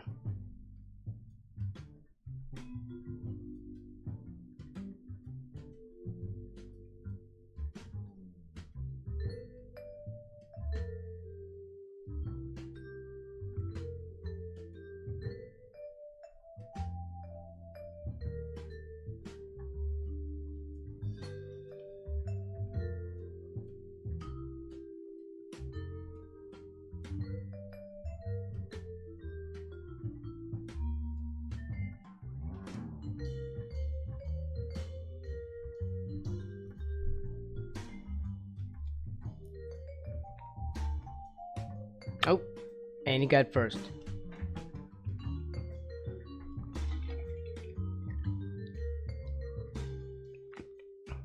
There you go.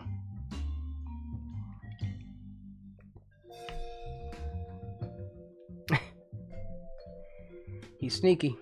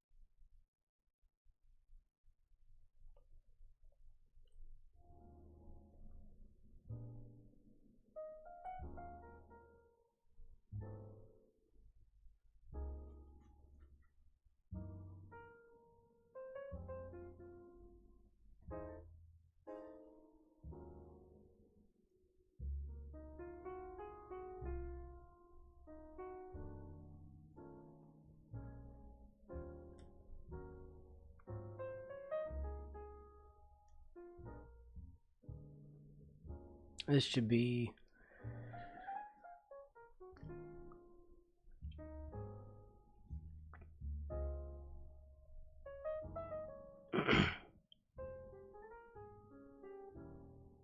here.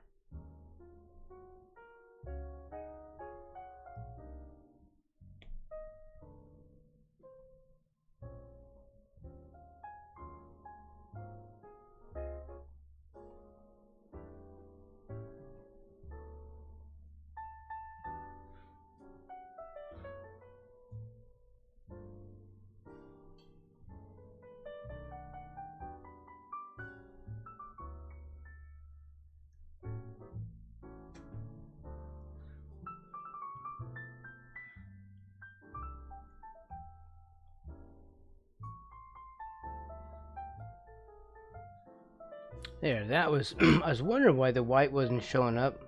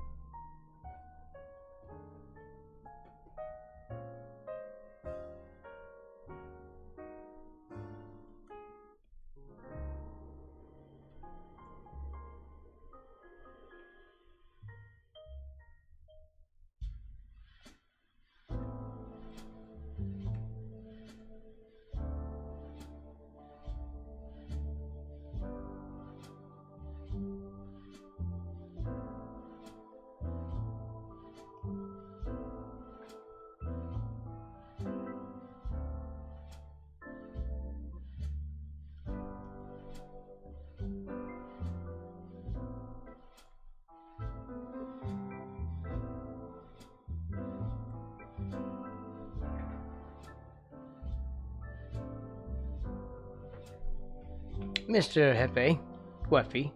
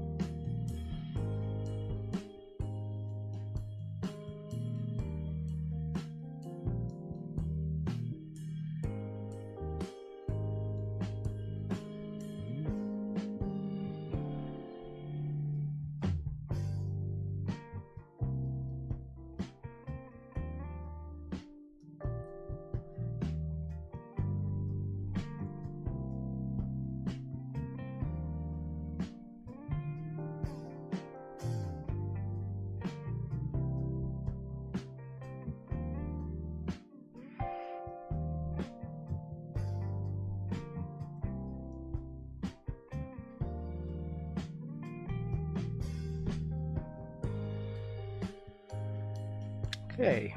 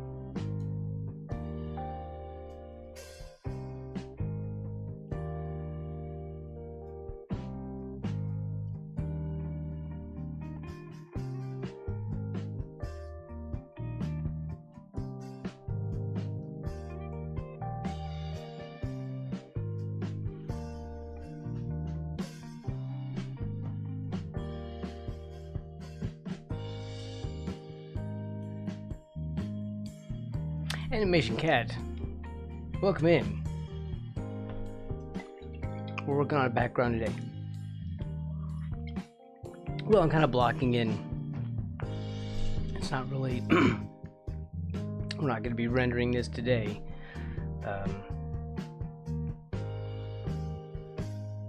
We're going to work on a reference. Well, maybe not today. Maybe I'll work on the reference off stream.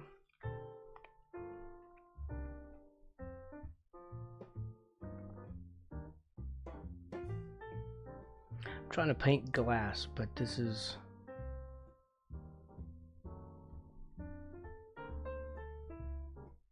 difficult.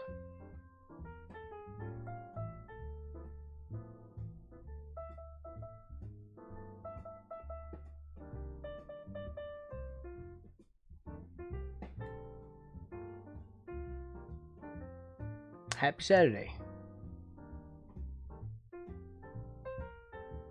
Got a taco warmer. Tacos.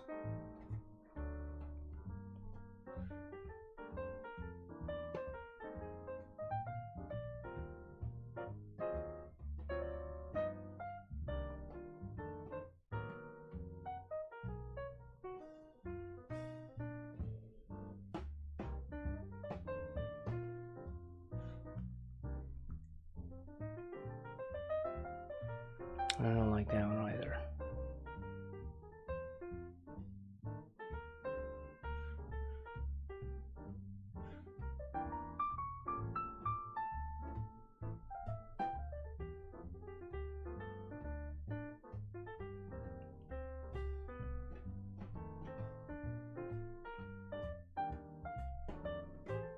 Yeah, I'm not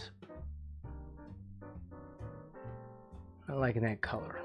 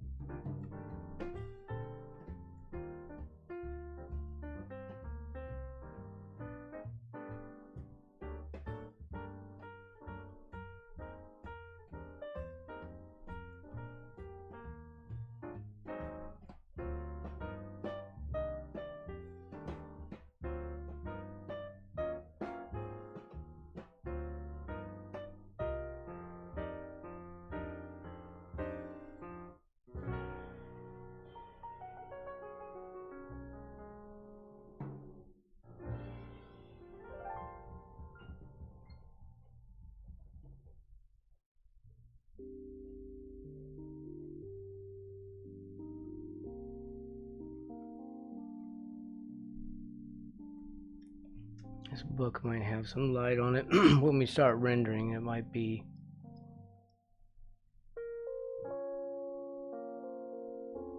something to consider.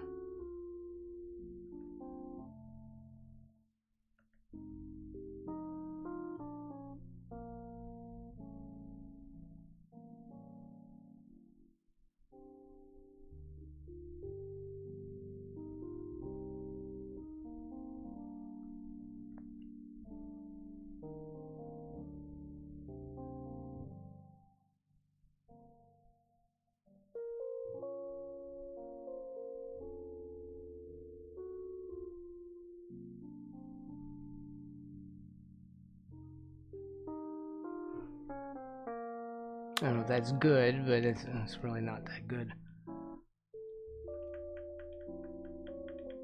Super cool guy, welcome in.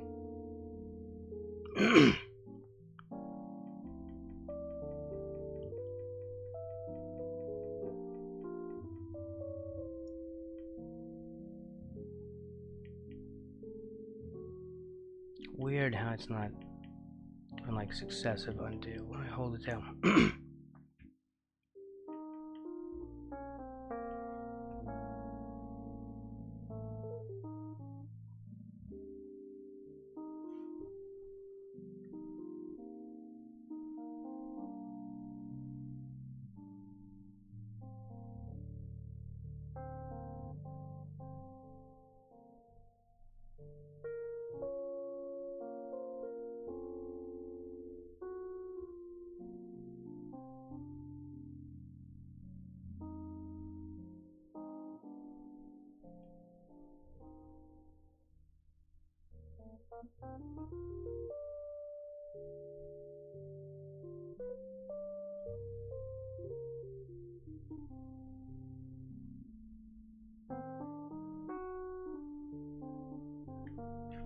I don't know if that reads is light or not. We'll have to maybe work on that.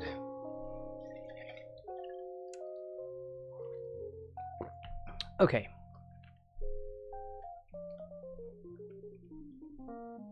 This is kind of what it is for now. We're going to do some Phineas and Ferb.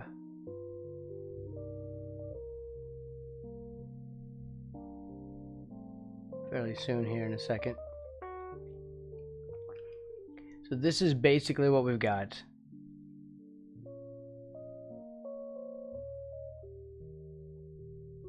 Let's do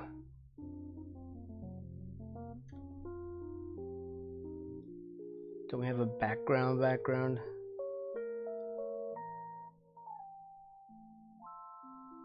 It's this one. Duh. Alright.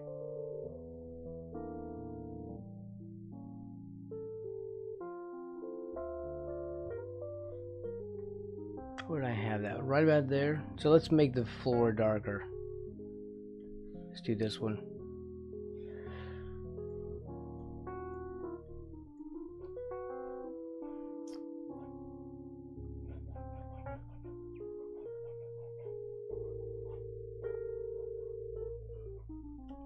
Just so we get a floor in behind him. So it looks like he's sitting on something.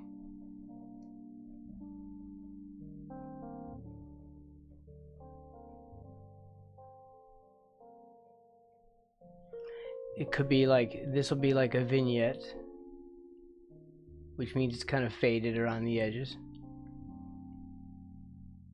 which frames it a little bit.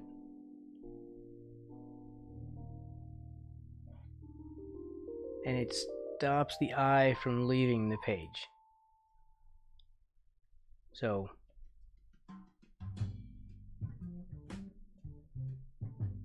at least that's my reasoning for doing it. Keeps it in here instead of your eye wanting to wander off. We will unknown it here. I think I got this looking okay. Let me save.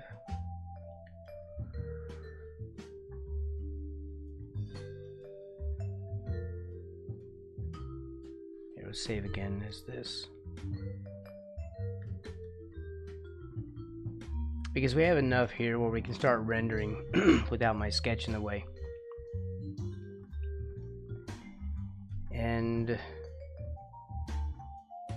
okay, I think I'm okay with the feet. I think I'm okay with the eyes. They're creepy, but I like that. We just need to darken up the eyes, eyebrows, and that's just the final touch-up stuff as I go around and tighten everything up. That'll be, you know, like the last bit of it. My eye does what it wants. Okay. We had Phineas and Ferb already loaded.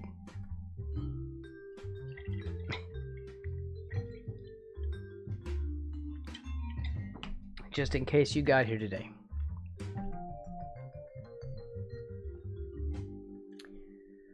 Okay, so I have my references. I have downloaded them too this time. Although I don't have my... For some reason I have closed my...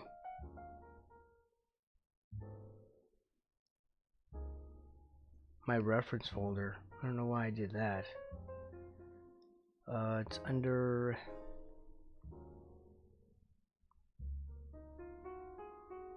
projects. Why in the world is that in the middle of my screen?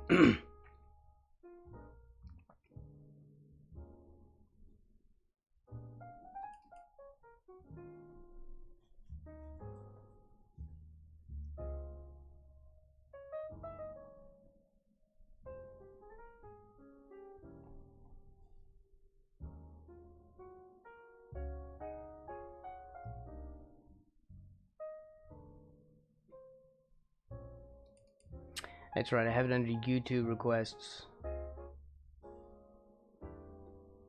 Here we go. This one.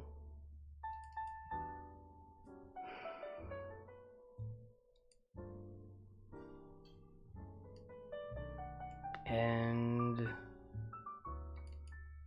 Perry. Okay, we got it. So I keep a folder here of different things. I've got Your Frog, and I got my initial sketch that I did. Oh, there's, I think this was the first one I was ever asked to do.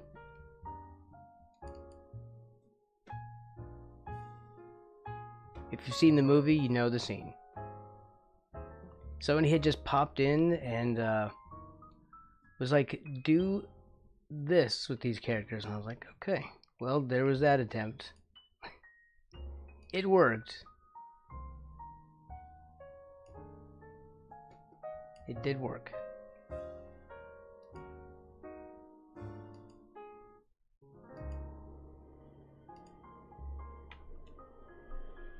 Let's move you over.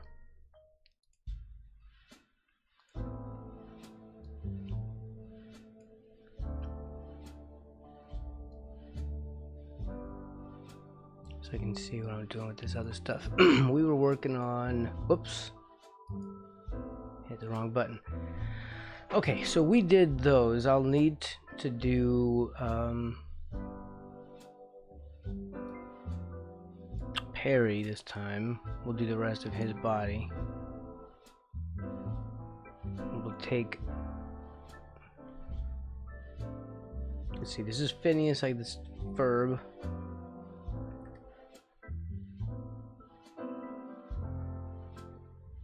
Let's get him out of the way and make him a little bit smaller.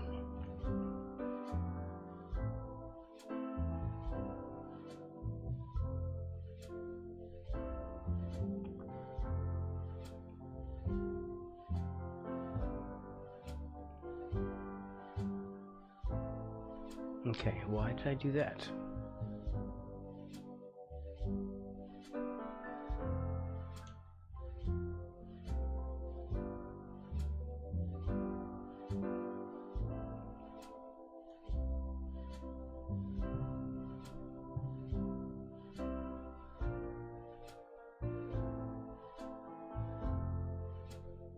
Let's get him out here where I can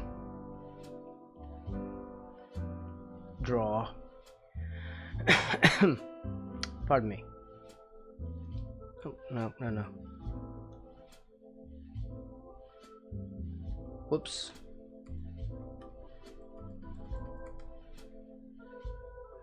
Wow.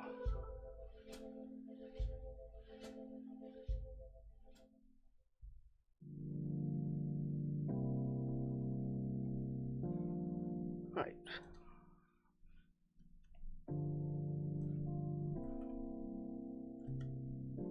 Where's the rest of his body? His body's pretty simple.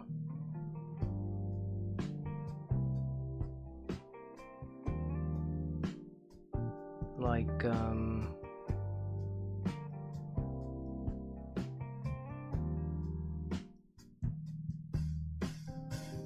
course they do it with like more confident strokes, but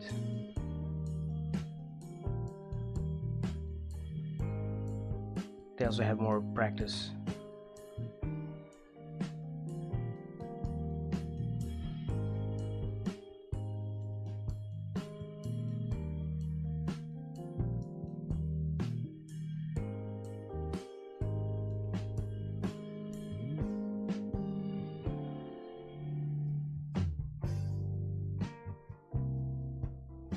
And then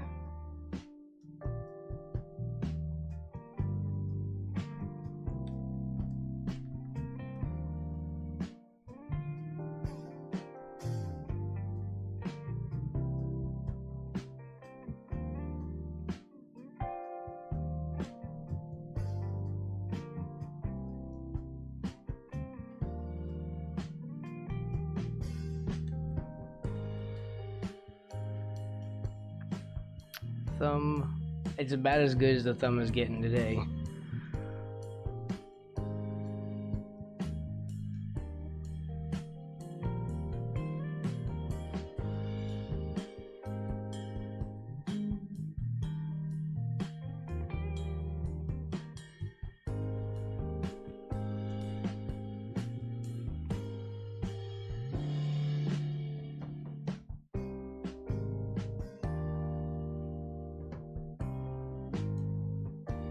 This one comes out.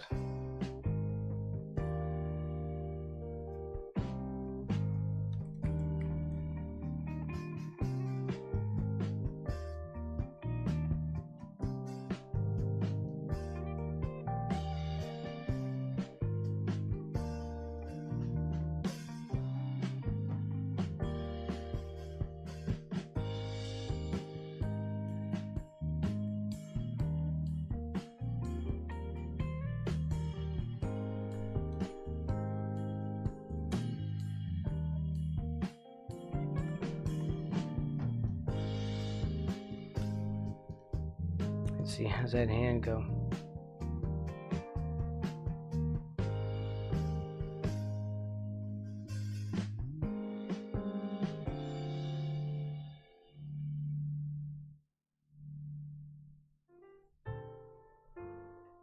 My finger is way off.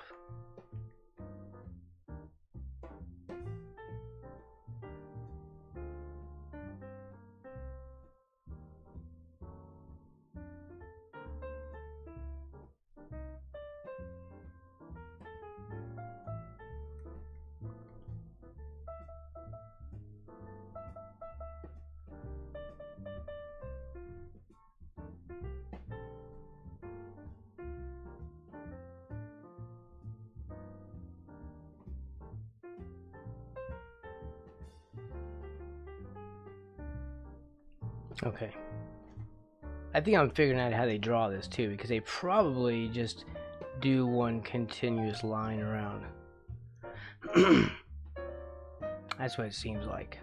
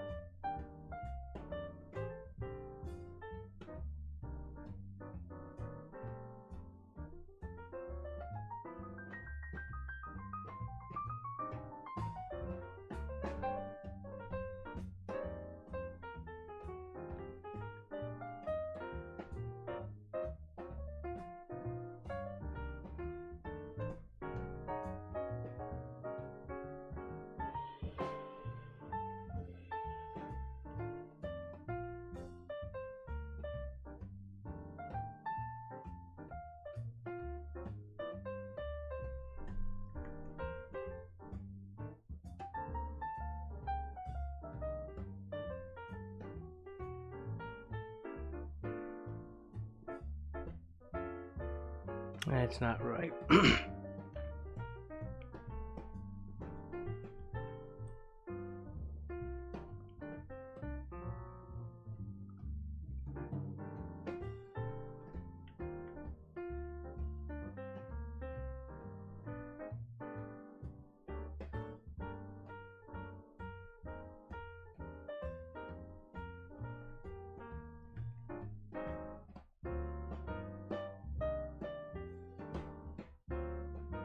Right. This foot is still quite messed up.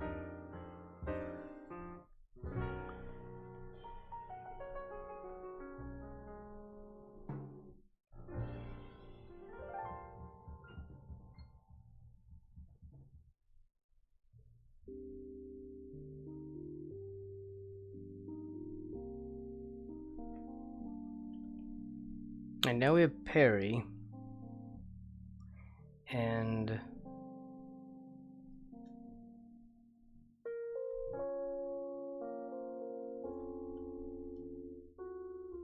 I think he's fine. Let's straighten this out.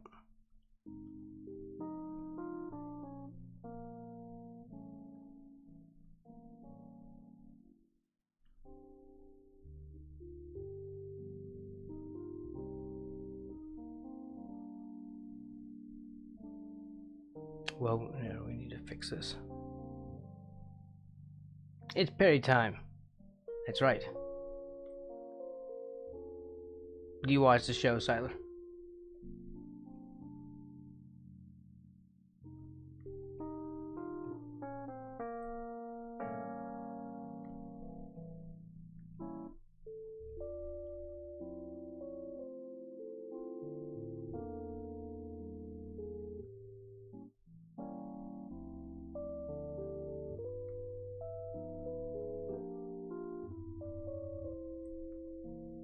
I know of it, but I've never watched it. Many moons ago? Okay. Because I might be a little bit too old to have, you know... This is like a 90s. Isn't this like 90s? Or early 2000s? Welcome back, Woo Woo.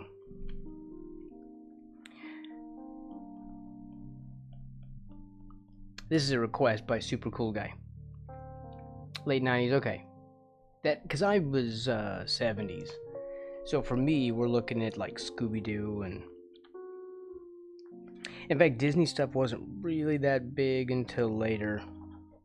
All those things came after when they did the channel and stuff. Well, they had Disney Channel back then, but they didn't have that stuff.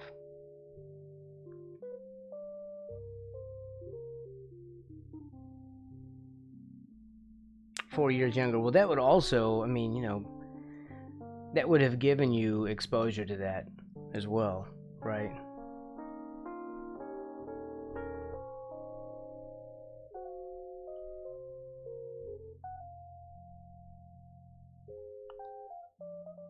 We've been working on this in our spare time.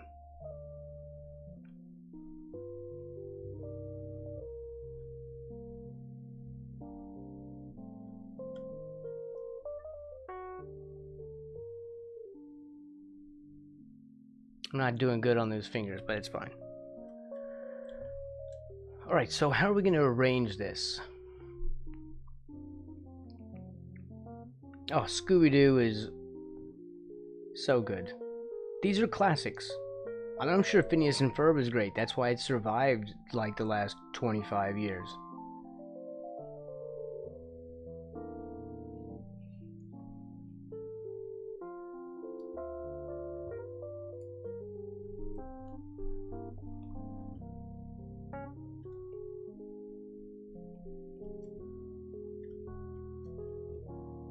All right.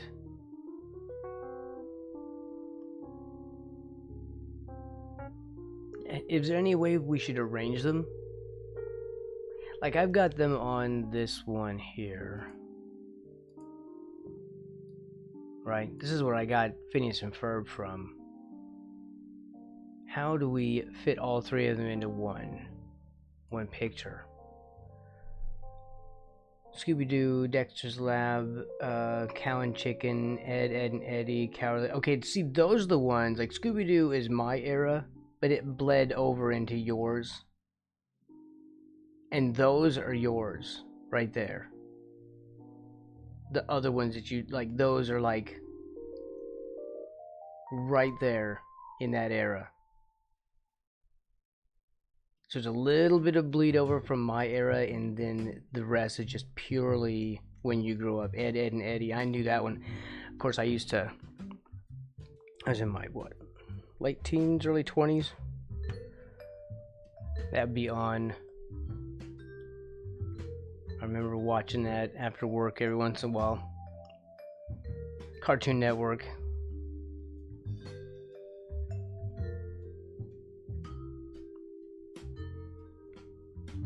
In that era, I was more about Beavis and Butthead. You know what? I think we'll vector these too. Unless, you know what? Unless we want to do painted versions. You know what? I think we want to do that. What if we do? I mean, if I'm gonna do them, then I'll do them my way with my style, right? So I think.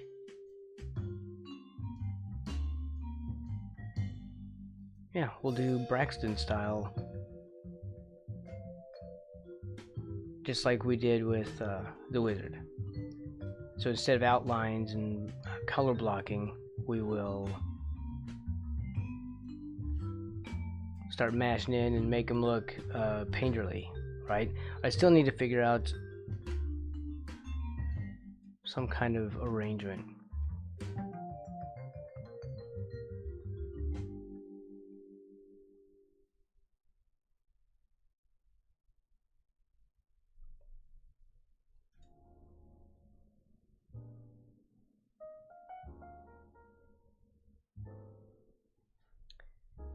Well, I don't know.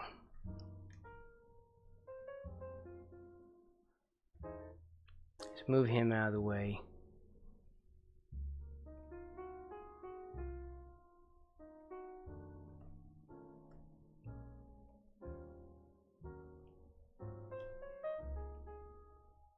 What if it's like that? What if we put him in the middle? How tall is he compared to them? He's larger than him, so we need to do...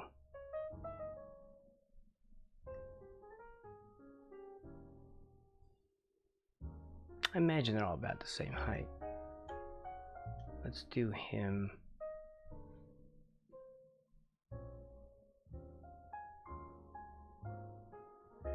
Because he needs to be larger.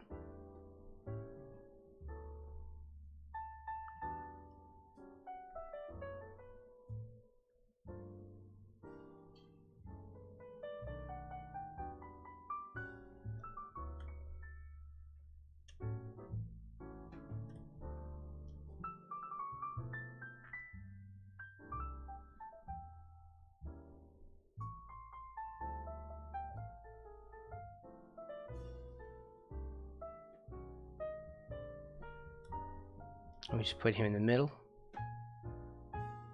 Let's do them up like they're jumping. Yeah, like they're jumping and he's on the ground. So he'll be...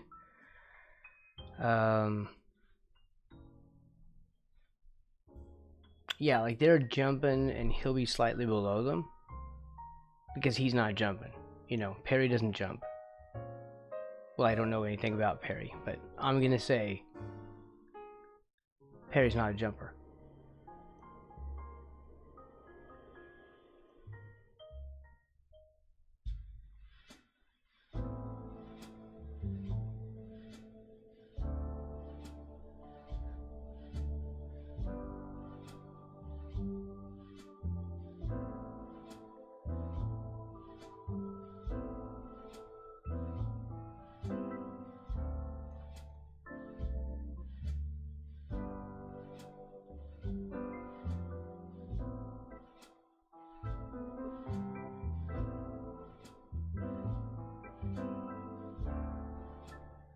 How's that? What do we think?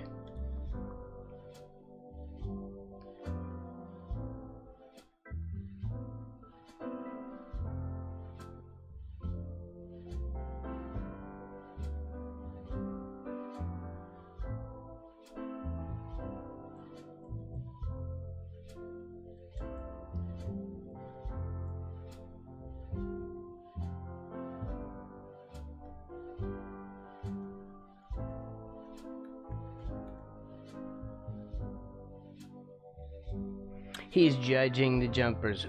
Maybe he is. Yeah. Maybe he's judging how high they're jumping. Right? He's grading on a curve.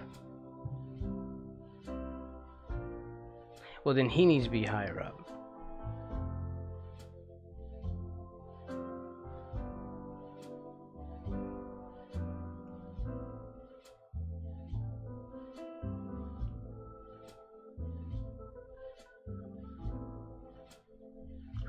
Okay, so let's do what we normally do when we do what we do. Right? Mm-hmm.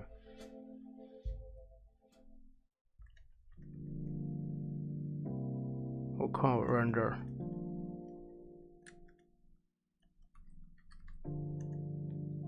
Render layer and sketch layer.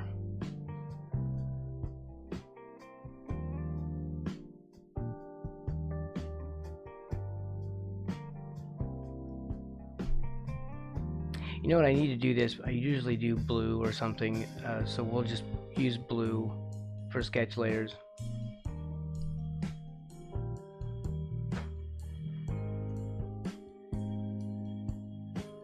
What about cat dog? Cat, isn't that cat dog? Is that what one of them is? It was this weird thing. It was a cat on one end and a dog on the other.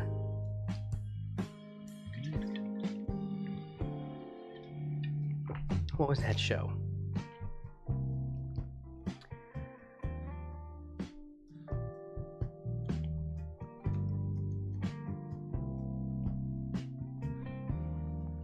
Let's grab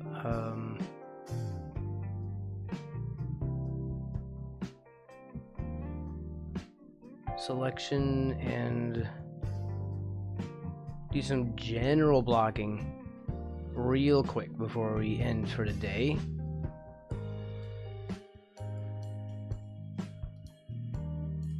Here, okay.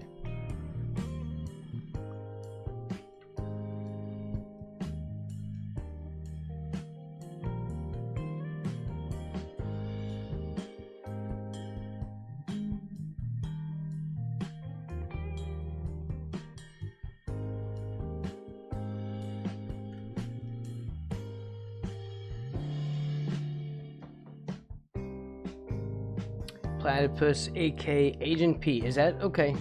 They call him Agent P in the show. No, it's the wrong one. Pressure size, not. There we go.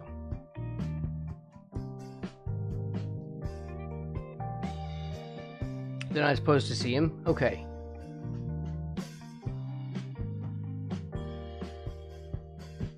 Okay, well, what do you think then? Well, maybe they don't see him, right?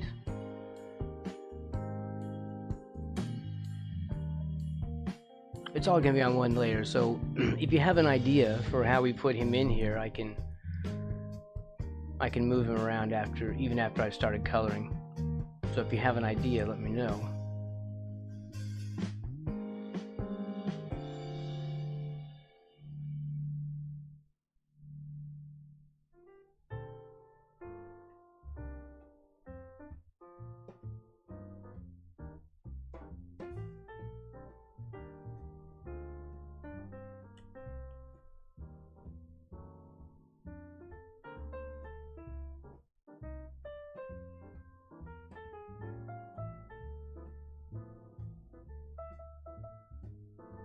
Here, we'll sketch those in a minute.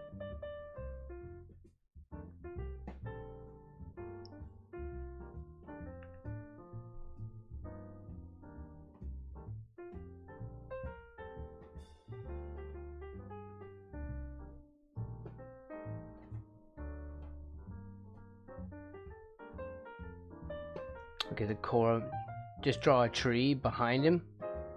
Oh, I see. Behind him? Or him behind the tree? Let's think about that for a second.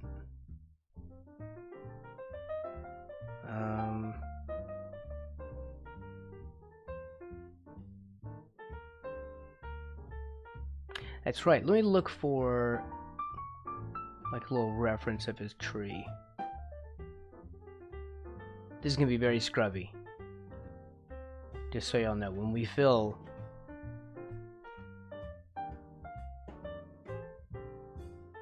it's gonna be very scrubby.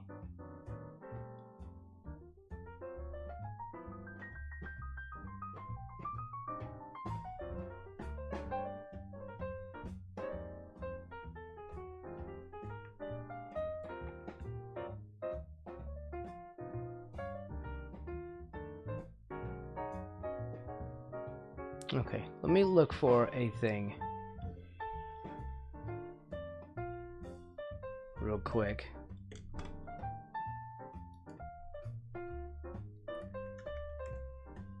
Agent P. I just typed that in, there you go.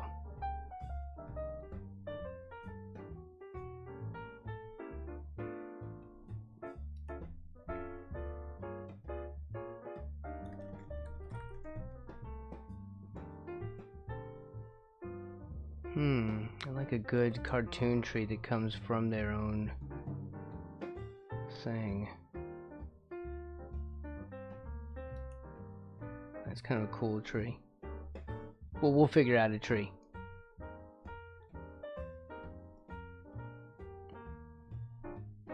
The thing is, though, if the tree is behind him, it's not like he's hiding. Right? Here, hold on. What about this?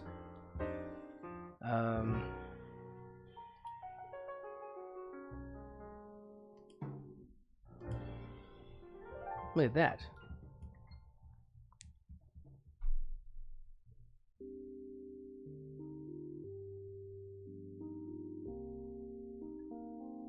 I like the tree, and we'll do him next to it like this. And maybe we'll do a fence in the background too.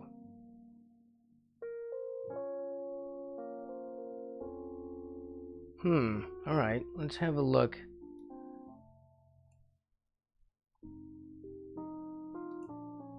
Yeah, what that's gonna entail. Well, once I block this in real quick. Which we're not being real quick about it, are we?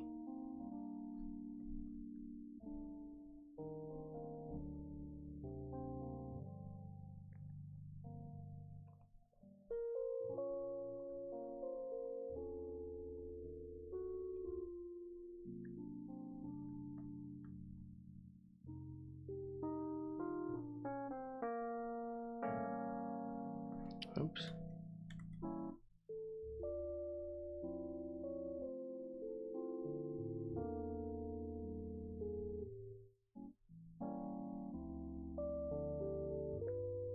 Oh yeah, it's very clunky.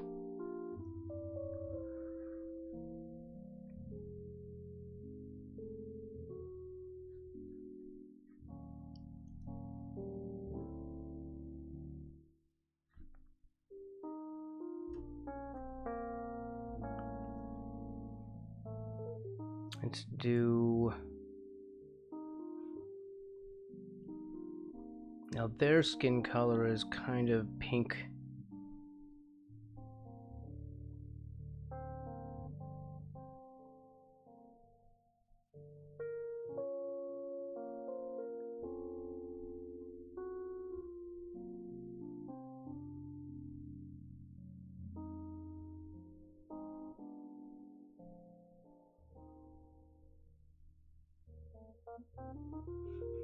I think that looks about right.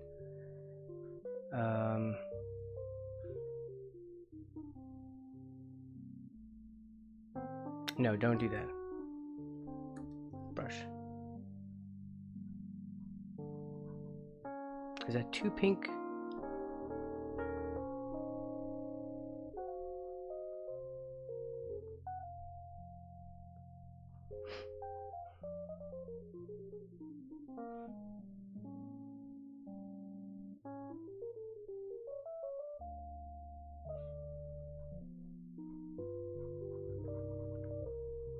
That looks right. I drag one in and color pick it, but I really don't feel like messing with it at the moment. It's better to do this stuff by eye. you get better at seeing color when you do that.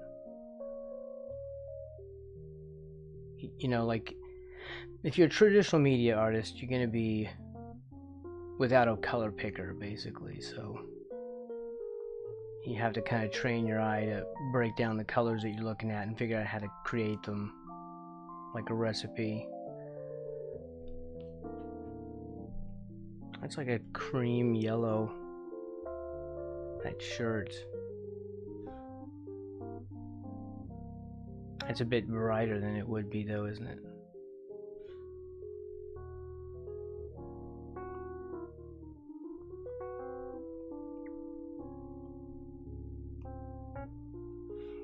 And that's white.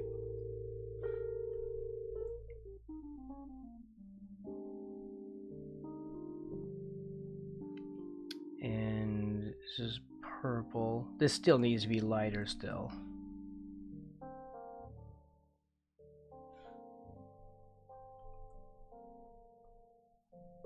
It's almost white. It's so close.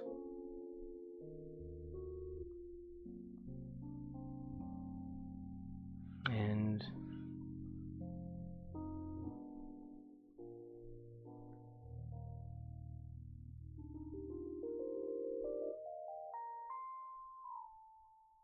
I think that nails it right there.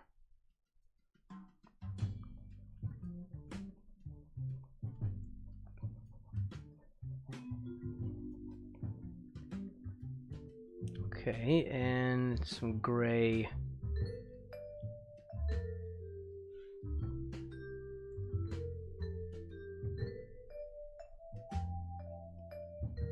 On the belts. He is like a teal.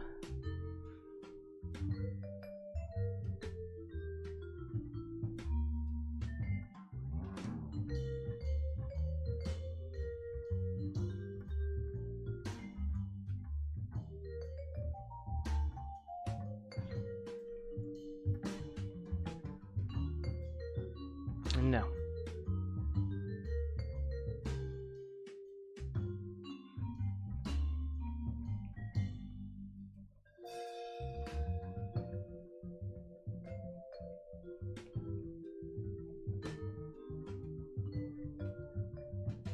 Of course, this is not that accurate as you can see.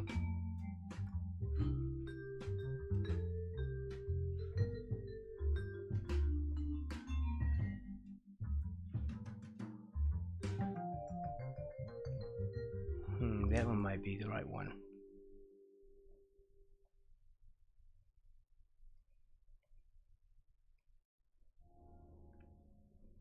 I think that's pretty close. Then, when he's got some orange and white, so we'll do an orange and then I'll just paint in the white on top.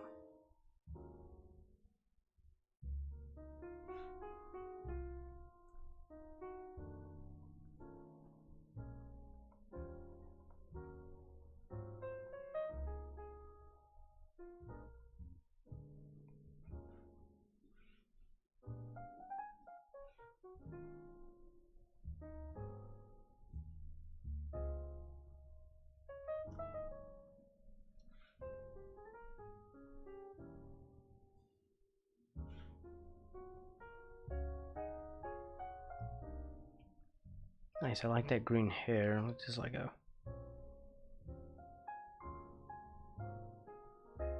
red orange.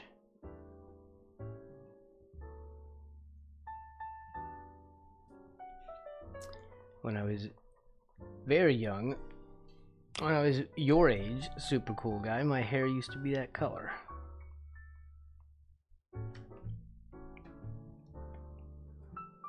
True story. His head.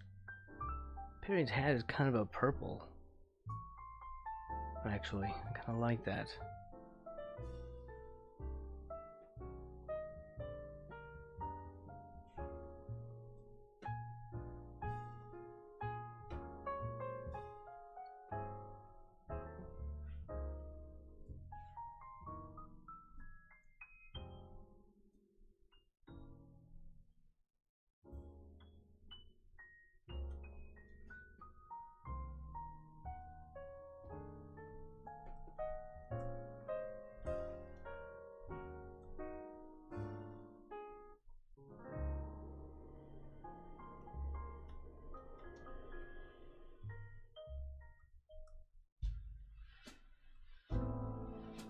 Oof, what was that?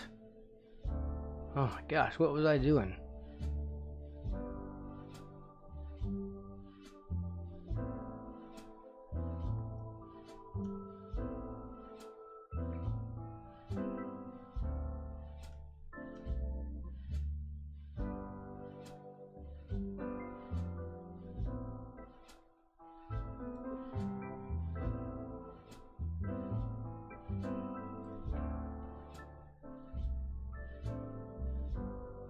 They'll probably need to be white.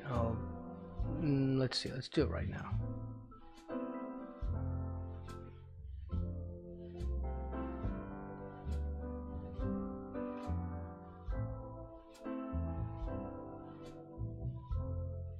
This is why I start with a gray background.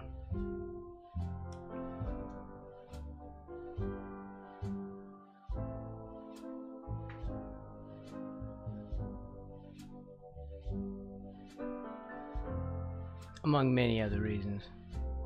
That's like the primary reason.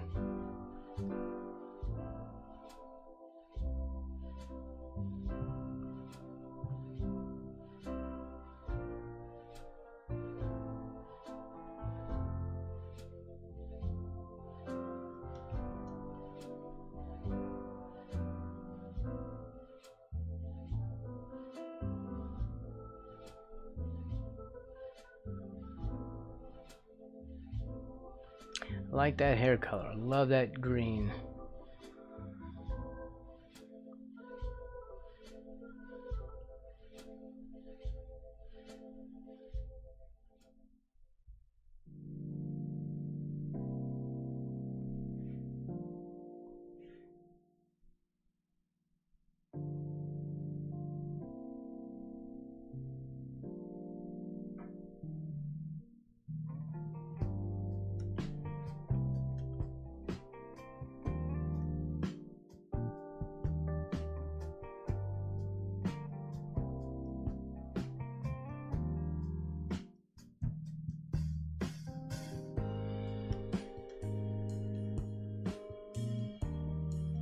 Darn. Crap.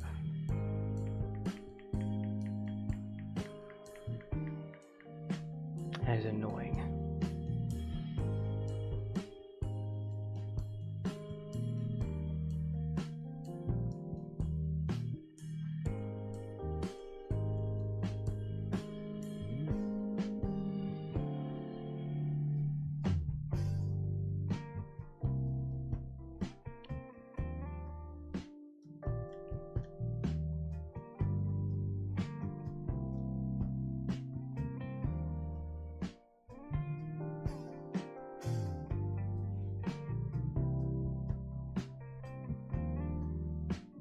Make those darker. Shoes be black. When will we be finished? I don't know. Like, we're basically at the end of the stream today.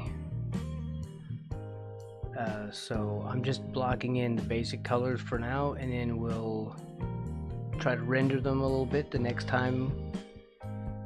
Maybe tomorrow. But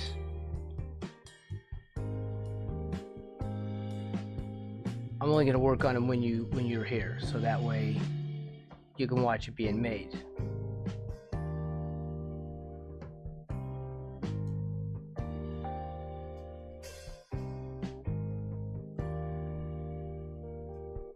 Of course, I don't know if we'll finish it tomorrow, but if you show up tomorrow, we will work on it.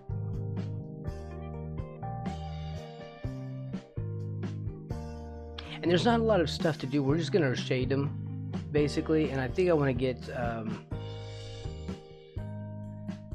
that tree idea that I had. This one here. I think I want to do this one.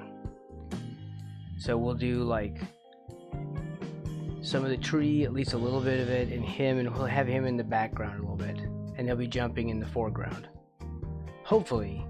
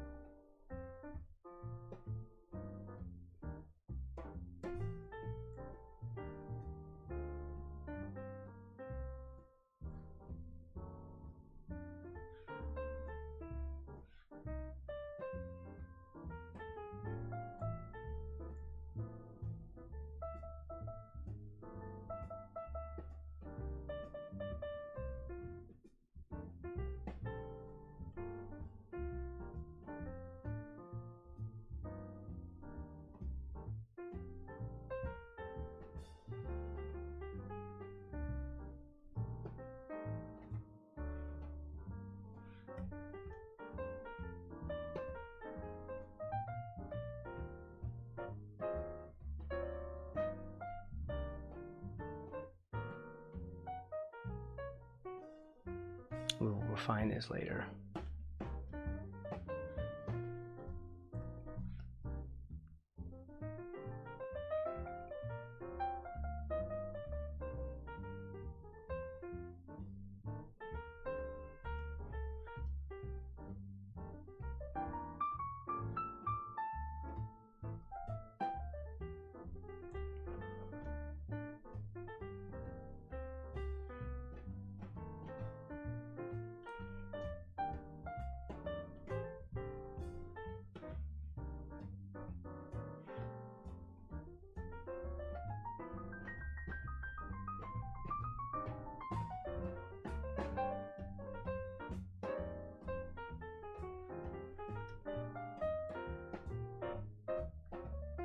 What is that?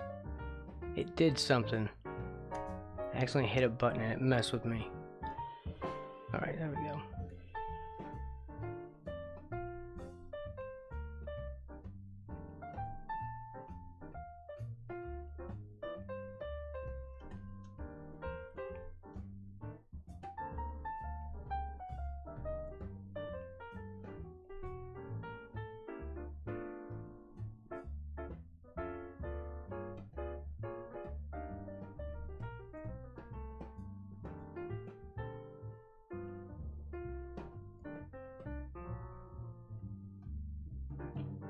The beak needs to be the same orange as his shoes, it looks like.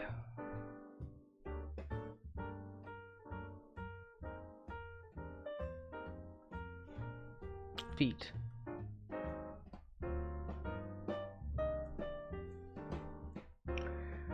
Well, that messed up my brush. There we go.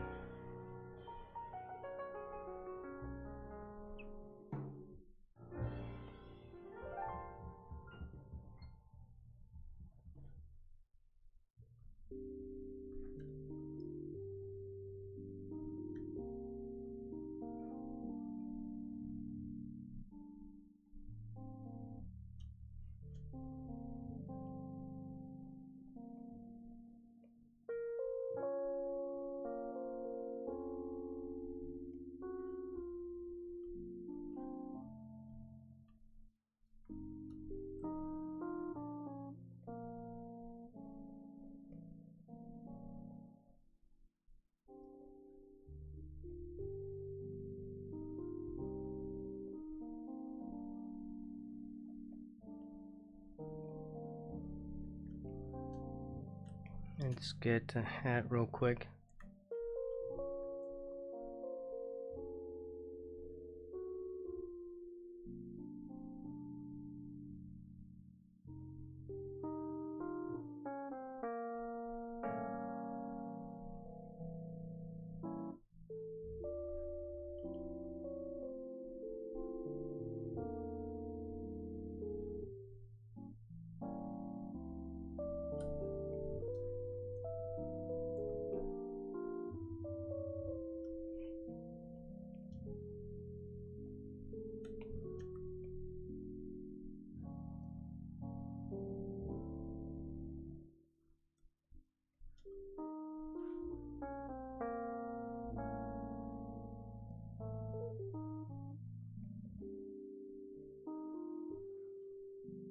Need to be blue.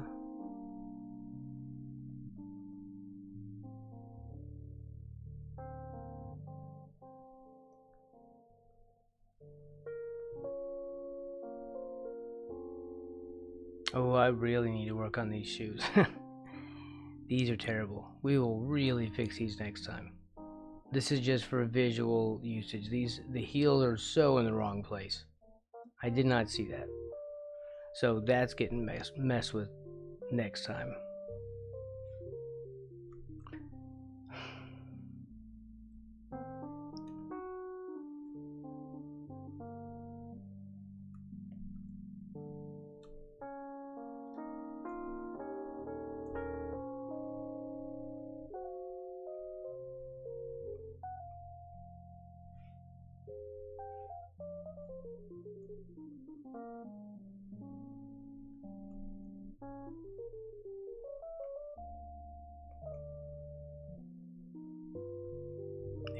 redraw the legs.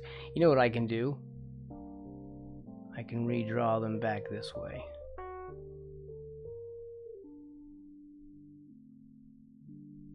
Yeah, I can just curve the backs of the legs a little bit more, not have to really mess with those shoes.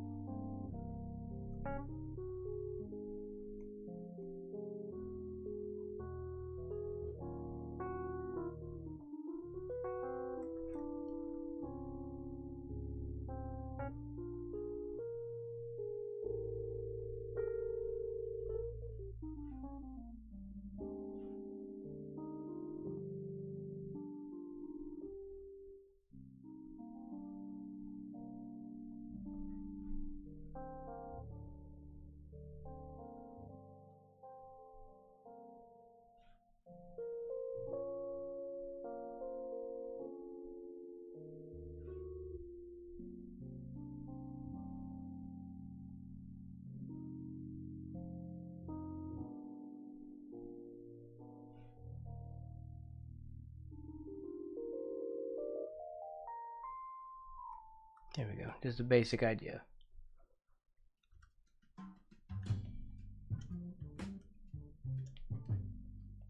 Okay. I think that's it for today on this one.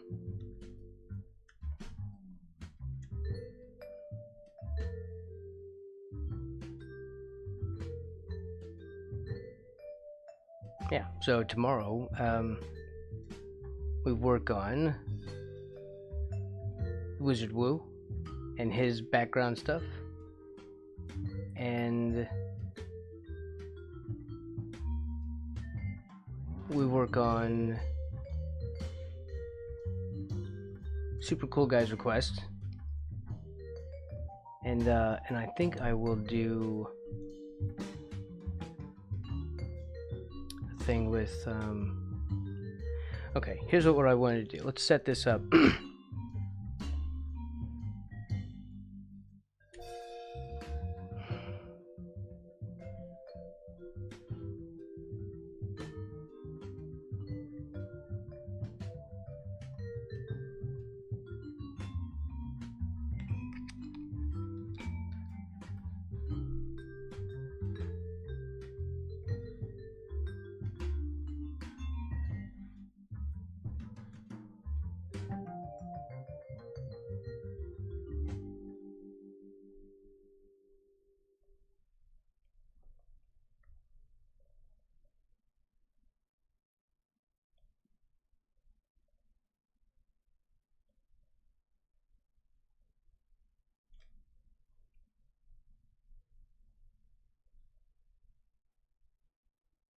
And we do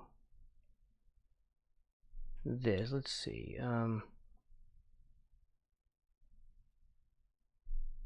Okay, let's have him here, and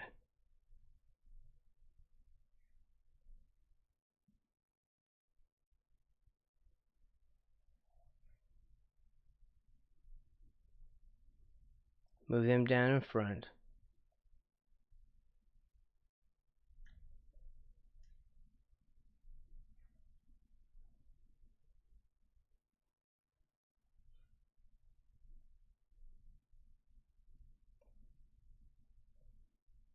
Like that.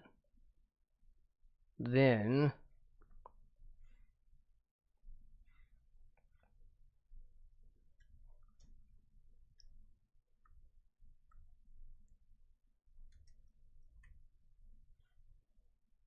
we'll do like what?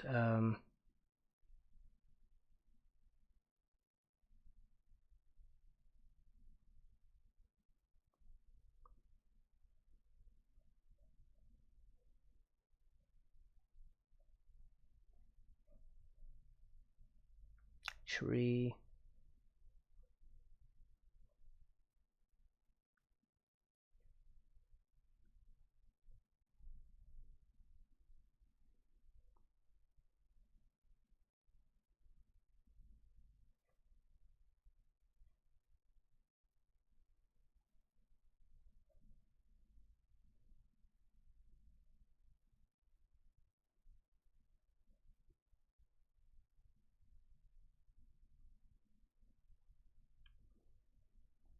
I don't like that.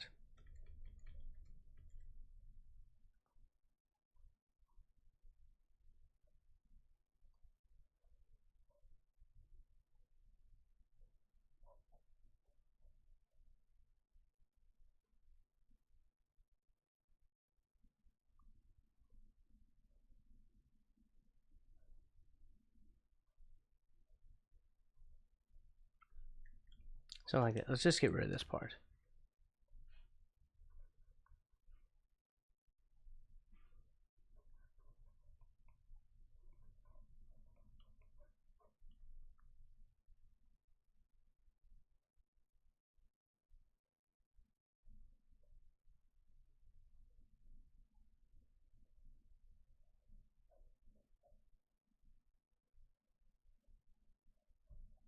And we'll have the tree.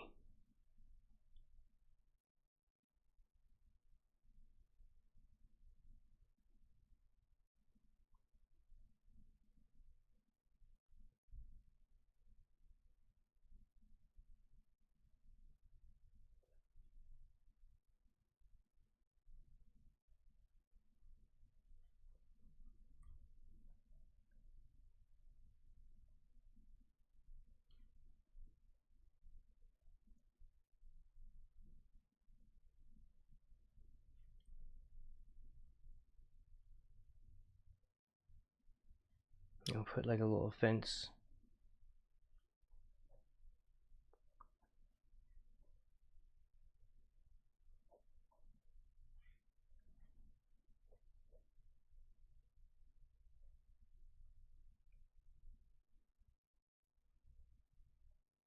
I'll put it back here. Well, I don't want it to intersect with their faces directly, so we'll do it like that.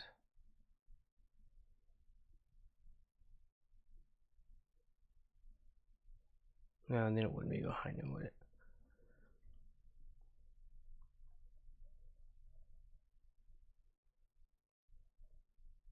Yeah. So I think we'll do that for the composition.